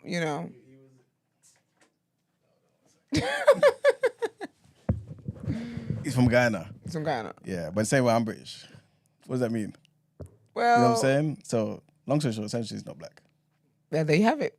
Yeah, he make black music, but he ain't black. Well, there you have it. So, yeah, people basically like, there's no... Anyway, cut long story short, Dave just tweeted a link to the findajob.gov.uk. Oh, man. And I like messy stuff like that. But I'm just like, do you know what, though? I just think like those conversations are a bit boring for me because, like, why would you... Say, for example, I have a party and there's not one black man in sight. It's all white men, right? Why are you looking at the picture saying, oh my gosh, why is there no black men in there? Do you really want black men to be in a space where I don't appreciate them just for photo ops? Exactly. Let's stop it. When these artists make music videos and they've only got light-skinned girls in there or white girls, why do you want black women to be in positions where they're not genuinely being appreciated and loved? Like, anyway, Dave said people that were commenting and whatnot, find a job. Obviously, people thought it was a link to the album or something, but clearly not. Martha from Baby Reindeer. Well, what's her name? Her name is something Harvey. I can't remember her name. Something Harvey anyway. Fiona Harvey. Fiona, that's it. Basically, she's suing Netflix for $50 million. Y'all don't ruin her life. Netflix don't ruin her life. I mean, a rep for Netflix said they intend to defend this matter vigorously. I reckon he may have a case though. She's definitely got a case. I'm never gonna lie to you.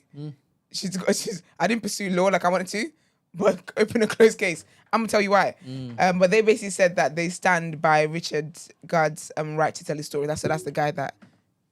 Why is this called Baby Reindeer? What's the reindeer got to do with anything? Basically, in a story that was depicted, she had some infatuation with this particular stuffed animal, and when she first saw him, he looked like that stuffed animal. Oh, that sounds dirty. Baby Reindeer.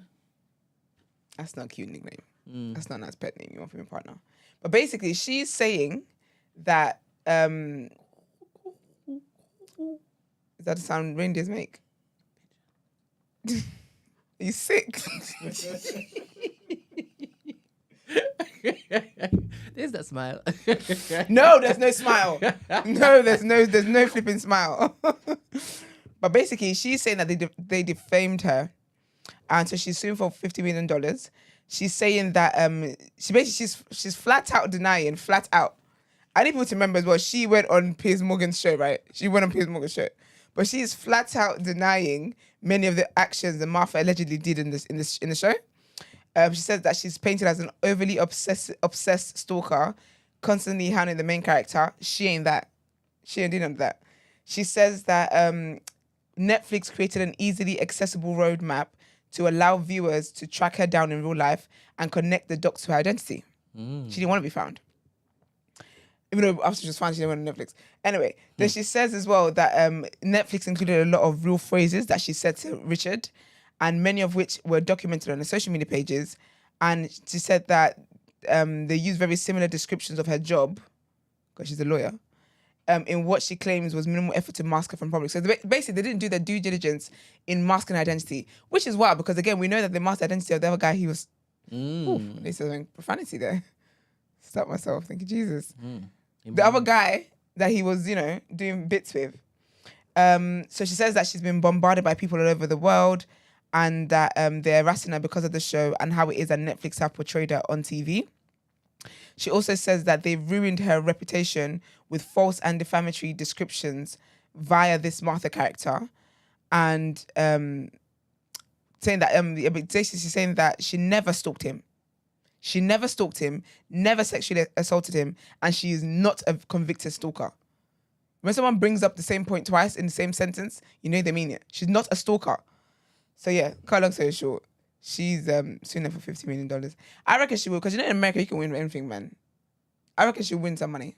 I actually reckon she'll win some money because they should have done the due diligence to make sure that she wasn't found, because that is out of order. Like, and that's what I felt like when people were messaging her and all that kind of stuff. I just felt like if it is a thing where she is a stalker, she's already, I don't know the word, but she's already on edge. Do we really want to push this person kind of thing? I think it's unsafe that she was found. But she's basically suing for defamation, negligence, intentional infliction of emotional distress, violations of right of publicity, and more, etc., etc. 50 million in damage. That'd be lit if she wins there. Even if it is that she wins 10% of that really lit. That's lit. Yeah, because she didn't have that before. She definitely didn't. And if it is, you're going to be making bare money for me, and you've decided to lie on my name that I got arrested for, and protect the people that was actually using you to get a job. Oh, I'm taking it to court. So justice for Martha, man. Isn't this also my story to basically benefit from? There you go. She didn't add that part. She can't add that part. The documents she get got. No, but if I was her lawyer, wherever I could win, I'm hitting it from both sides, because you guys have already brandished me as a mad stalker. Anyway. Absolutely, and she's getting. But people online, I feel like she just needs to show them a few DMs, and people are so extreme. People tell her to off herself and all that kind of crap. So yeah, man, justice for Martha, man. I actually like Meek Mill now. Like I'm here for his shenanigans. I'm here for his behavior. I'm just here for it. But anyways, he tweeted saying, "Today I seen Biggie in a casket. I stared at that picture for 30 minutes straight." No, he said, "I stared at that pic for 30 minutes straight." Straight was in a new paragraph with exclamation point.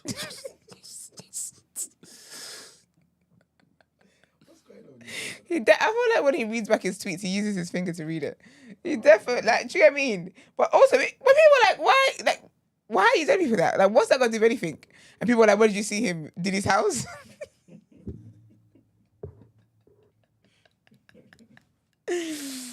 Oh, they can't make me hate Meek, man. I like Meek, and obviously I told you guys the other week that he's unfollowed Diddy. I think people unfollowed him anyway just for public stuff, because I think that they've been reaching out to Diddy. No, not Diddy. Well, definitely reached out to, but like Meek, Carisha, all these people to ask for statements and whatnot. So they're trying to unfollow. They just don't want to come up in court and they're like, oh, you still follow each other, so clearly you're aligned. I would. I don't have time for that. But anyways, that's it for me. Thank you so much, Esther. Can I just read out my mind when I was saying that in the book of Enoch, it said that God sent an angel. So the angel's name is Uriel. Ooh. And it's in chapter Uriel. 10. It's in chapter 10. It says, "Then said the Most High, the Holy and Great One, spake and sent Uriel, the son of Lamech, and said to him, Go to Noah and tell him in my name, hide thyself, and reveal to him the end that is approaching, that the whole earth will be destroyed. And a deluge is about to come upon the whole earth and will destroy all that is on it." So just to basically say that's where I was getting that from. So even though the Bible was there saying God spoke to him, I kind of read it like that. Yes, he spoke to him, the message got to him, but it was through Uriel. Wonderful. Thank you for that. Thank you. All right, we go on to the next headlines, please. Okay, we're not doing this one.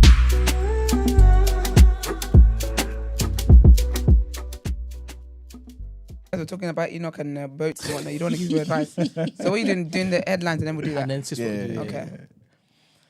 All right, people. So next set of headlines, trigger warning. I'm not too sure if you guys heard about this, but the BBC presenter Dr. Michael Mosley has gone missing while on a coastal walk on holiday on the Greek island of Simi, I believe it's pronounced. The 67-year-old former medical doctor is known for appearing on television programs like This Morning and The One Show, and also presenting Trust Me, I'm a Doctor on BBC Two.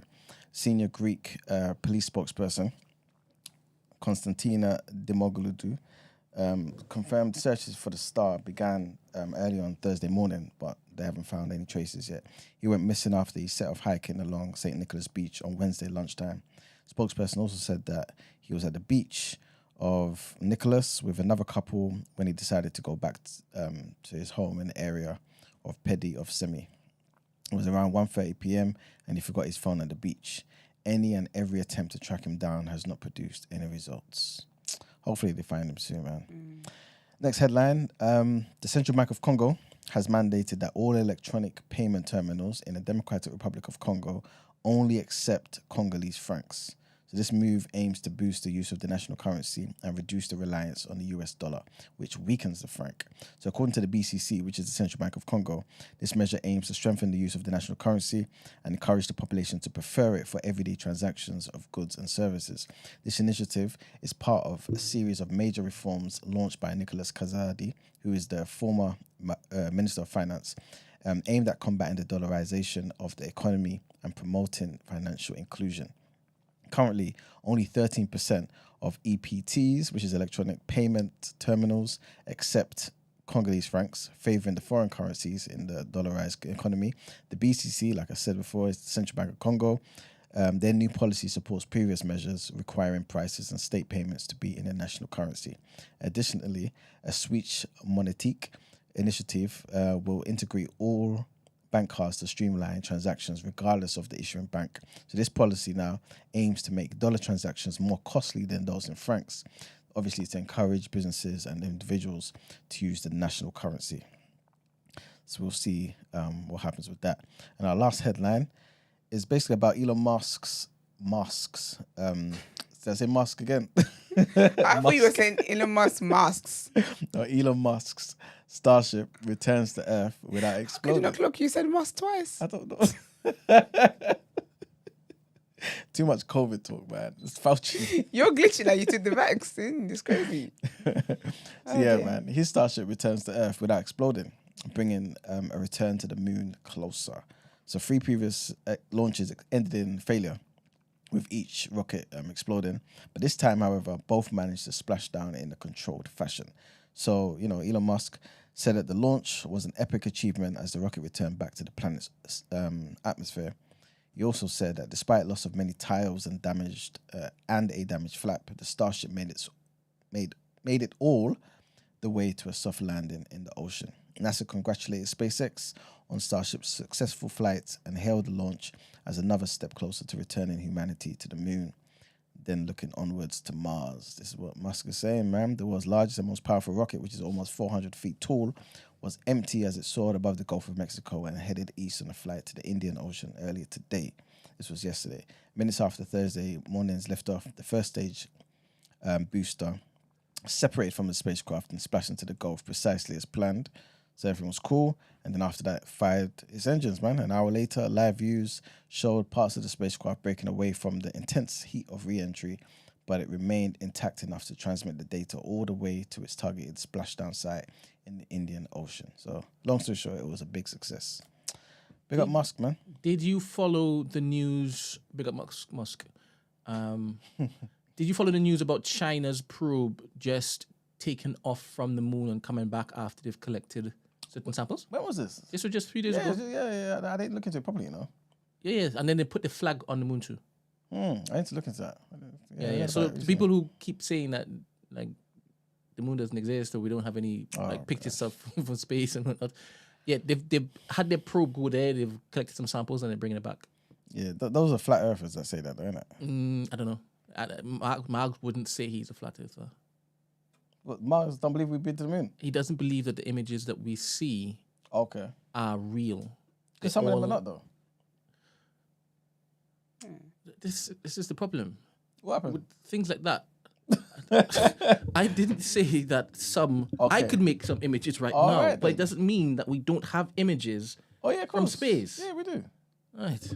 No, but the impression, because you just said, he doesn't believe the images we've got of the moon, You know what I'm saying? That's what it sounds like. This is his point of argument. I can't believe any of it. Okay. Because of that. And that's why him and Loons always goes back and forth, because he's like, how do we know it's round?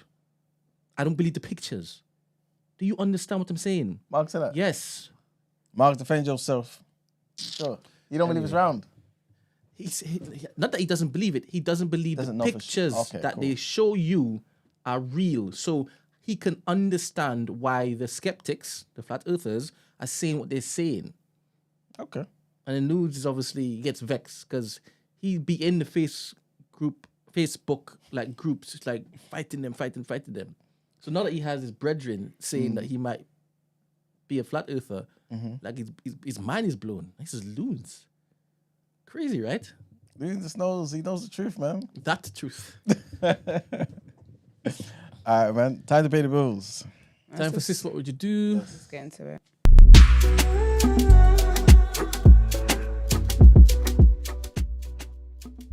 it. Talking will take it out of you. All right. Do you know how funny it is that this person in the section that said your name, she said anonymous, so Brent doesn't read it. You can't be trusted with people's names anymore because you want to give them shout outs at the end of the dilemmas. In my defense, I was asked to basically say the person's name. Dwayne's name. Yes. Dwayne did ask you to say and his name. Lavondre. But you know what's so funny though? Because you started the dilemma saying we're not going to say his name. Then he goes, all right, Dwayne. Yep. I remember that.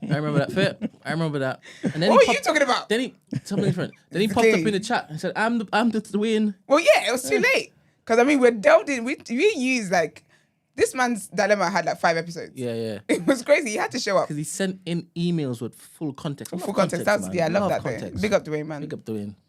All right. So Anonymous says, firstly, I love what you guys are doing here. I tune in every day. Esther, I love that you are unapologetically yourself and hilarious. Oh, thank you, girl. Gina, I've been watching you since MUA, since I've 7. And I love seeing your continuous elevation. Iman, I'm on your side. I see your vision. Which vision? Big up. She sees it clear. You know what I'm saying? You couldn't tell me what she sees clear. Everything. Oh, Marks, I love your wit and intelligence. And Brent, please never stop your troublemaking ways. Girl, he couldn't stop if he tried. So I could not. I have secured my shares and wait to see what comes up next. All right, then. Love that. Love a shareholder. My dilemma. I am very, very sexually inexperienced as I rarely connect with people and want to share that with them. I've met a guy who I instantly clicked with and we have a great time together. Our first time having sex wasn't great, but we've both said we're open to talk about how to make it better. My question is, how do I go about communicating my wants and needs in beds when I don't know what they are? I've never used toys and technically he's my first sexual partner, although he doesn't know that. The first and last time I had sex was super quick and frankly a waste of time. He's only in town for a week, but I don't know when I'll see him next. So I want to make the second time or the next time better for both of us. I'm 29, so I guess this is pretty uncommon. No, it ain't. I feel like if I tell him I'm pretty much a virgin, he might think too much into what I want from this. Esther and Gina, I know you are children of God. Amen. So hypothetically, how would you approach this? I would also appreciate a male opinion on how I should tackle this. Thanks and love the show. I don't think... Do you know what, actually? You're right in that sometimes when you tell men that, if you're into men, and you tell men that, they think that because you're sexually inexperienced or like you're not, sexually inexperienced, or lack of a better word, they think that you're going to be someone who wants to marry them. No. Sometimes people just have an itch and you're here to scratch it and that's it. I don't want to marry you. So there is that, unfortunately. But I honestly think that you should just let him know. I mean, I hope the week wasn't last week. And I hope this is very, very fresh and we actually have time to help you. But I would say just tell him, just be honest with him. I could do hypothetically, but if I'm being honest with you, this is also my reality. But I would let a guy know. Like, I think it's very important to be able to have these kind of conversations with the person that you are with. I think let him know that he was your first. I think you said he was your first. I don't think there's any issues letting him know that. I think that if he's a great guy and he's a man with sense, when you let him know that he was your first, he will then, like, he will just like, essentially approach the situation with not caution, but like just a bit more sensitively. Mm-hmm. And I feel like then he can help you if you want that to discover what it is that you like. Yeah, I think honestly, babe, I think you should own it. And no, it's not uncommon, you know. It's not uncommon. I think we are around a lot of conversations about sex. We're around a lot of conversations about sexual liberation and all this stuff, and we assume that that's how the world works. No, not at all, you know. It's just those conversations are louder for obvious reasons, sex sells. But yeah, how I would approach it is I would let him know that, listen, mate, okay, not listen, mate, but I would just be like, you know, you were my first and I'm not sexually experienced and I want to figure out what it is that I like. So I don't know what I like or what I don't like. And then also like ask about him. Like, is he sexually experienced? Has he done more than you? And just be like you want to discover things together.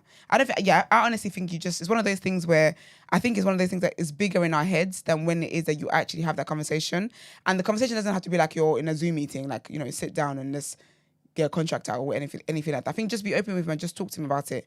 And if he's a guy that you feel comfortable enough to be around and to want to have sex with him, then I would guess that he's also someone that you can have this conversation with and just be open with him. Mm-hmm. But honestly, that's what I would do. That's what I have done.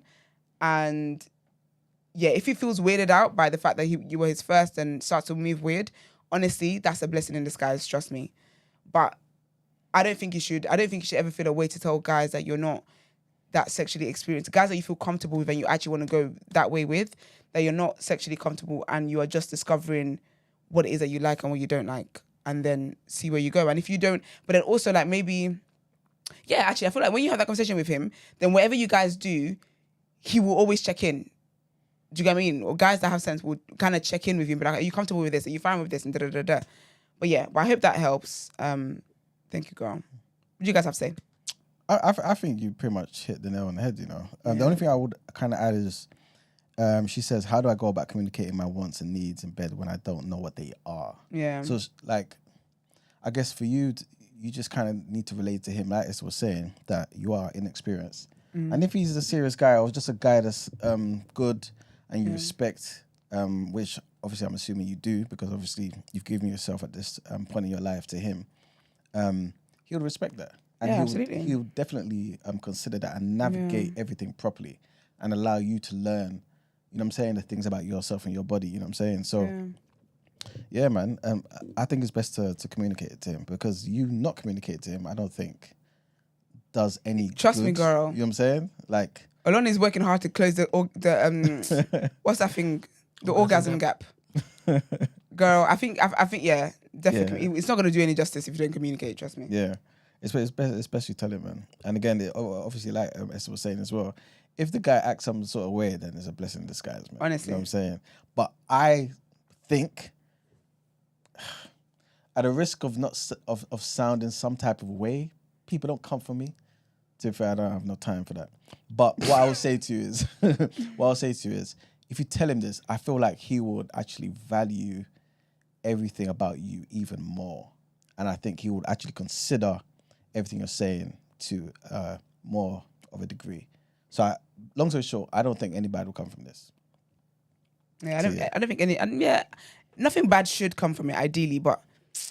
No, but I'm mad sometimes. But it sounds like she's a good judge of character as well. Yeah, so I feel like that. So I think he's a certain type of guy. She's definitely good. She what's it called? Invested.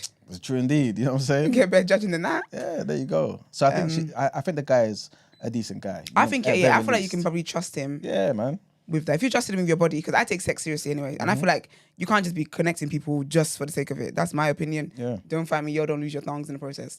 But I feel like if you feel comfortable enough with him, and you feel like you want to actually continue to talk to him and see where things go, then have the conversation. If you feel like, you know what, actually, I'm not really feeling him like that, then there's no point in having the conversation. I also don't believe in people just having my tea for the sake of it. Brent, thoughts? I've met a guy. Thank you very much for being a shareholder. I've met a guy who I instantly clicked with, and we have a great time together. Are you reading that memo again? Just to pass that, but pertinent to me. Our first time having sex wasn't great, and we both said we're open to talk how to make it better. Cool. My question is, how do I go about communicating my wants and needs in bed when I don't know what they are? Yeah. This was a little puzzling to me. What do you mean? Why? Because it sounds as though she feels there's something missing. But there's something missing though, because she hasn't been able to explore what her sexual desires and needs are. That's what happens when people say, Like when you stay, and that conversation needs to be had a lot more, you know, because when people even sometimes people that like get married when they're virgins and stuff, I've seen like couples who talk about what it's like figuring that out. So she's not someone that's ever had sex. She doesn't know what she likes in bed. Doesn't know. I don't know if she doesn't know like what pleasures her, what pleases her, all that kind of stuff. So that's what she means by that. Like, how do I tell him this is what I want, this is what I need in bed, when I don't even know what my body would respond to, basically. But that's why I feel like you got to just explore it together. If that were me, because as you all said, that she's a good judge of character, I would like for her to be as communicative Absolutely. as possible. I think it's important. Yeah. That would ginger me nicely, because I'll be like, oh, I want you to have pleasure. Exactly. Right? And you like me past the sex stuff because you want another go at it, because you want to spend more time with me, you want to connect with me. So let's try any and everything. Everything. All right. The first time and last time, it was super quick and a waste of time. So I'm interested in how that went down. Yeah, but first time is not. And when you're with somebody new, this is obviously hypothetically. When you're with somebody new, you have to like figure out your rhythm. You have to like be able to blend and contour. You can't do that on. Well, you can, but yeah, I don't think the first time should be the judge of what the sexual life is going to look like. Personally, that's what I'm especially thinking. when you're inexperienced. Exactly, when she's new, when she was a virgin. Yeah. So I can imagine there's a lot of like nervousness with it anyway when you're gonna sleep with somebody that you've never slept with. So I can imagine for her first time as well, she's probably in her head. There's a lot of things going on. I also want to suggest that it's possible that the foreplay, man, may have changed the first time. The excitement of the first time, or the outcome of the first time. I think the foreplay was good. That's why she went through with it. Part of me's thinking there wasn't any. Yeah. There can't be. It's not That's giving me impossible. that at all, because she said it was That's super quick. impossible. She said super quick. No, the sex was super quick. Foreplay lasts longer. But in my head, if the foreplay is right, that tone is set throughout the entirety of the. This is hypothetical. Do people have sex without foreplay? That's a killer. That's a murderer. What? 100% they do. And the foreplay may look different to different people. Fair. That is actually fair. That is fair. Because once you're super connected to somebody, yeah, the little nibble, the little chung chung chung, the little just grace of the side of the right, all enough. of that, chung chung flow in. You understand? Funny flutters. So in my head, it doesn't then move from that pace to bang, and it's gone. For her to be like, you know, because the foreplay was that amazing. So when the guy went into Kevin's gates, the man came out ASAP. Well, now he should be told he needs to take his time with her, because there needs to be exploration, discovery, and on that journey, she might even enjoy the journey as opposed to the destination. Yeah. Is the journey? The journey's the most important thing. Is journey foreplay? That's always enjoyed more. I tell you that. I will let you know on behalf of the orgasm gap. Nobody care about the destination. Destination's dead sometimes. Anyway, I think we can all agree. I think communication is the most important thing. I think if you're gonna share your body with him and stuff like that, let him know. And I just think he'll be gentle, because obviously, depending on the fact, I told you that sometimes some guys have demons they're fighting, and they're just having sex with women as if the demon is her. So that's not enjoyable for anybody. Some people, it's crazy. Yes, foreplay could be an exchange of words. Exactly. You said that. Crucial J. You're lazy. I'm joking. What are you talking about? I'm telling you, I'm just kidding. For me, that dance starts way before the whole touchy stuff, man. 100%. Need to find. I'm joking, man. But yeah, I think have a conversation. I think have a conversation and just explore things. you could even Google. Can't even lie to you. You could Google things if you want, if you feel like you want to do that as well. But I think it's important to let him know that, so then you guys can kind of move forward, exploring things together and trying to understand things and whatnot, and communicate during the time. What Question, now? people. Here we go. Hypothetically, Of course, always. I'm not sure if it's positions per se that is in question here. As in sexual positions. Yeah. Nah, but if like it's the first time you're putting her doggy, it's another killer. Like he is. I hear you. Position will kill you. 100%. I hear you. What I'm saying is, I'm talking. Okay.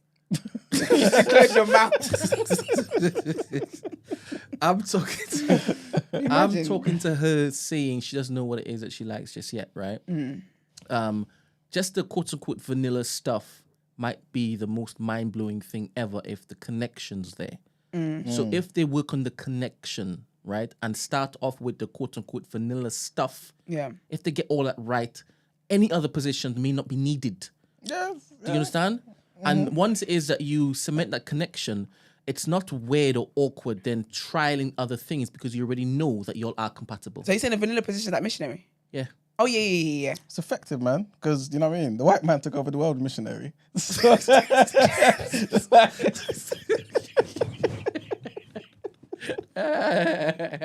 I'm sorry, guys. I'm sorry. Missionary is lit, man. Anyway, if you fancy each other, you like each other's faces, missionary is lit. Anyway. Yeah.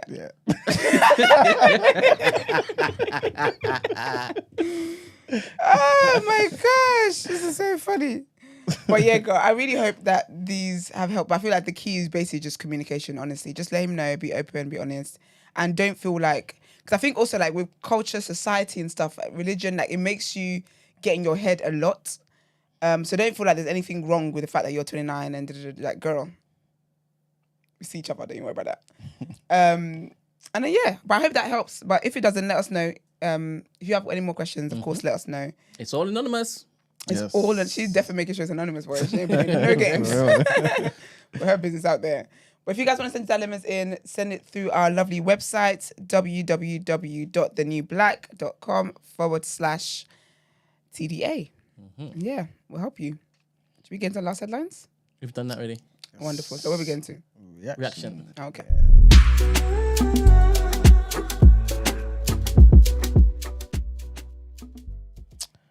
All right, people. Welcome to You've got no reaction. serious. Fernando, you've ruined missionary. You're not a real missionary, connoisseur. Can never be ruined. They must talk about, to be fair, in the reaction. There was some games that were played, but this is all in like them parts of the world of like Brent's from and stuff.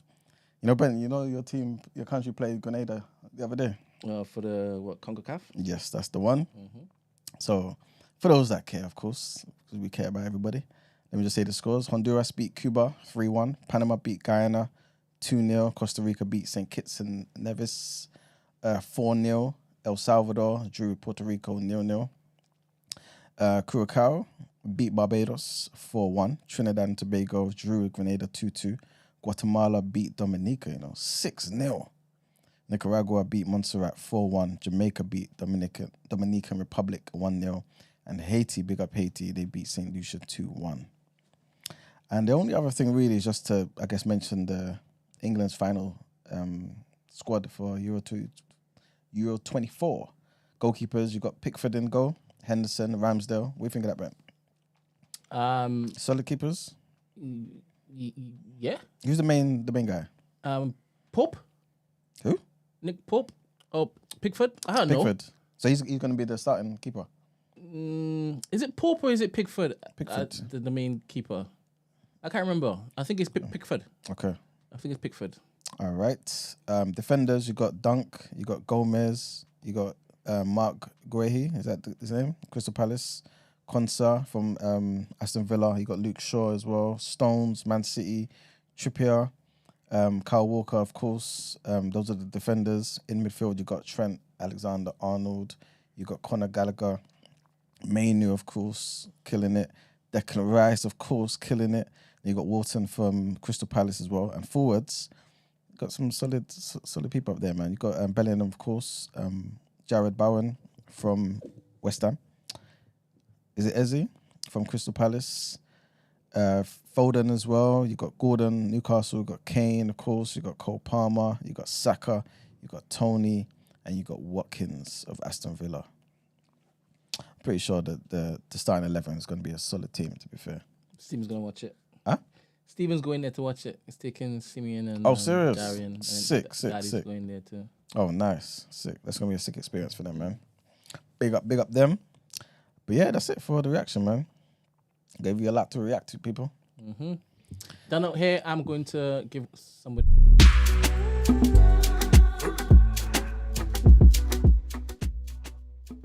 Bang. Can you remember this fella?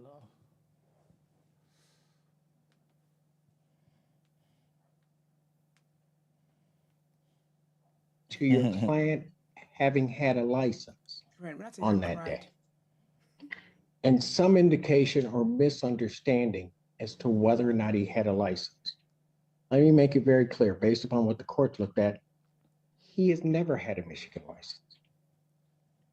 Can you imagine?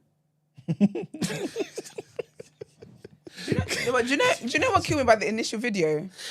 Is that he was like, oh, 1 second, just parking up. Okay, I'm ready. Imagine. Go. And then it was like, are you driving? And he's like, stop. You know the same frozen act he did that in court again? When he said, you've never had a license. And he just put his head down because why are you in this predicament? And I think I read as well that basically he's even like, what he's being tried for is like a paper error. So none of this should be happening. Yeah. So that's what we said yesterday when Margs was looking to give him done out here. Okay. It was a clerical error. Right? Yeah. So he was vindicated. He didn't get the award. Okay, yeah. Now the judge is saying, wait a minute. You've never had a license. Do you know why the judge did that though? Because of the... Yeah, the judge said, you're not going to cook me. Yeah. And look at me like I'm a coon. Yes. He put on his Sunday best. Look. Listen, Uncle put on his Sunday best. So you will go to jail. I said what I said. Now, do you know how slow you have to be to let that be your predicament? He said that particular clerical error, told you need to go and do something. And that action was to get your license. Oh, friend! And he did it. He did it. I wonder how much time he's going to get. So this judge is like, we back here again. Now let me show you who is God. And he said, you raised yours? Here's mine. Hold my bear. So, yep, that guy, he's got done out here for real. Legit. Shame on him. Shame on him. All right, outro. Thank you.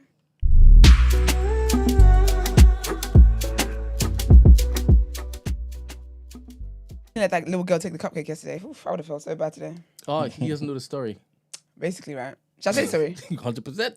So basically, right, I went to get the cupcakes yesterday on behalf of Brent, right? So when I went there, unfortunately, at the time I went just before I went to the gym, they basically ran out of a lot of stuff, the good stuff. Cool. So I'm there and I call Brent, where Brent's like, do you know what, at this point, just get everything they've got left. The guy's very nice. He's like, I'll give you a nice discount, whatever. Cool. There's one vegan cupcake left. While I'm doing this, there's another lady behind me. She was actually the guy. He says, oh, you have left, so I don't waste my time. The guy said, yes, she left. Fair. There's another woman now that's joined the queue with her little daughter. Cool. Whatever. There's one vegan cupcake left, so I'm working my way from the top to the end. I say, yeah, that one. I'll have that one. All I hear behind me is, no! She's like, no, oh my gosh. And her mum was like, oh, she really wanted that one. I said, okay. So? No, but wait, I was like, okay. And she was like, yeah, because she can't have milk. I said, neither can my friend. I said, neither can my friend. She's like, yeah, but she just. I said, okay. Like, I didn't get it. Next time, tell your mum to walk to the store, just whatever it is, quickly. So I'm looking at the guy. I'm trying to make up a decision about other cupcakes. I'm just hearing the kid bawling behind me. No.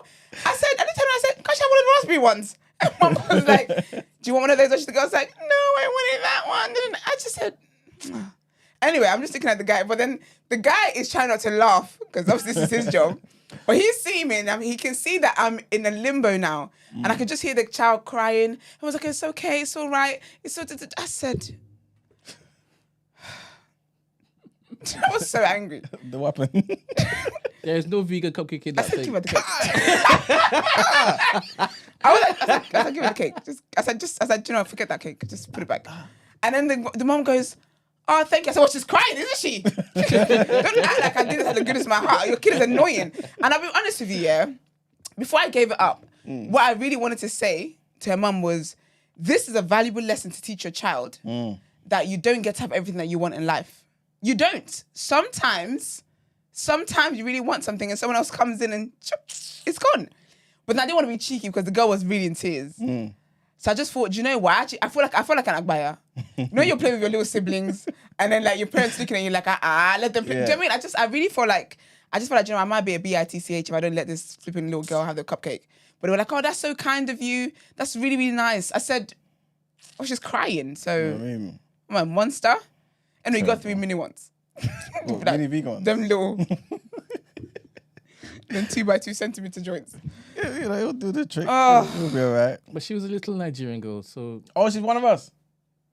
Well, that's all right. I wish she was. I'll be honest with you. If that kid was black, I would have paid for that cake. I would have paid for it for her and handed the little box to her. Because black people go for enough, black kids go for enough. You know what I'm saying? But I just felt like, no, your mum can pay for the fucking cupcake, and I hope you don't get a discount. And I hope you don't get the discount that I got, because I earned the discount. You haven't. You just made a scene in this place. But the guy wanted to laugh so bad, and I was rolling my eyes. Like, when I tell you, it was like a fight between my flesh and my... Like, the angel was like, give it to her. The devil was like, no, she can learn a lesson. And I was like, really, truly, she could learn a lesson, because the Nigerian is like, you know, we're very big on teaching kids lessons. And I was just like, yeah, she can have the cake. Oh, thank you so much. I thought, she's crying, isn't she? We're silly. This is what they do, you know. This is how we lost our land. We lost everything. A bit of tears, we're just giving things out. Can you imagine? Anyway, I'll be honest with you, I'm glad I did, though. Why? Because had I not given the cake, Precisely. I would have felt bad. Gina wasn't here. Oh, For what? For me. You'll be all right. You're an adult. There's 3 mini ones in there for you. There's 3 mini ones in there for you. But anyway, she should have been eating her free time. She should have got the raspberry one. But yeah, so that's that on that. All right. Thank you guys for tuning in. If you guys stayed all the way here to the end, you're a real one. Yeah, man. Von, Can you imagine? Such a duper. you are the reason why I am here at 12. Can you imagine? It's 12. And the thing is, Von has that potential to be chilling right there watching everything. Yeah. Fighting. Yeah. The bad jokes he can be dropping. I feel like Von is watching. He's just like, I'm You know not what I'm time. saying? Exactly. This man said GTG. He didn't respect us to be like, oh, bye guys. He didn't say have a great weekend. He didn't wish us any weekend. He just said Nothing. GTG. Chinos. I'll catch up later. That's the last time you make a recommendation for Last time. the You know show, what I mean? Brent. I said Brent. Von. Handsome for nothing. Well, I can't comment on that. So, anyways, thank you guys for tuning in. Appreciate it. Follow us on socials, The Day After TNB, Instagram, Twitter, Discord, TikTok. What else is there? Everything. Yeah, man. Do your shares, your investments, all that great stuff. TheNewBlack.com. Send the technical word that Stephen and them are using. I don't know, man. My brain is checked out. Just, yeah. It's in a link as well. It's in the it's always in all the description links and stuff like that. And if you want to inquire about the show, feature on the show, our email address is thedayafter@thenewblack.com. Have a great weekend. Everyone stay blessed. I'm hoping the sun stays out all weekend. Yeah. That would be nice, you know? That would be nice. But yeah, guys, take care. Bye. Peace. Never again.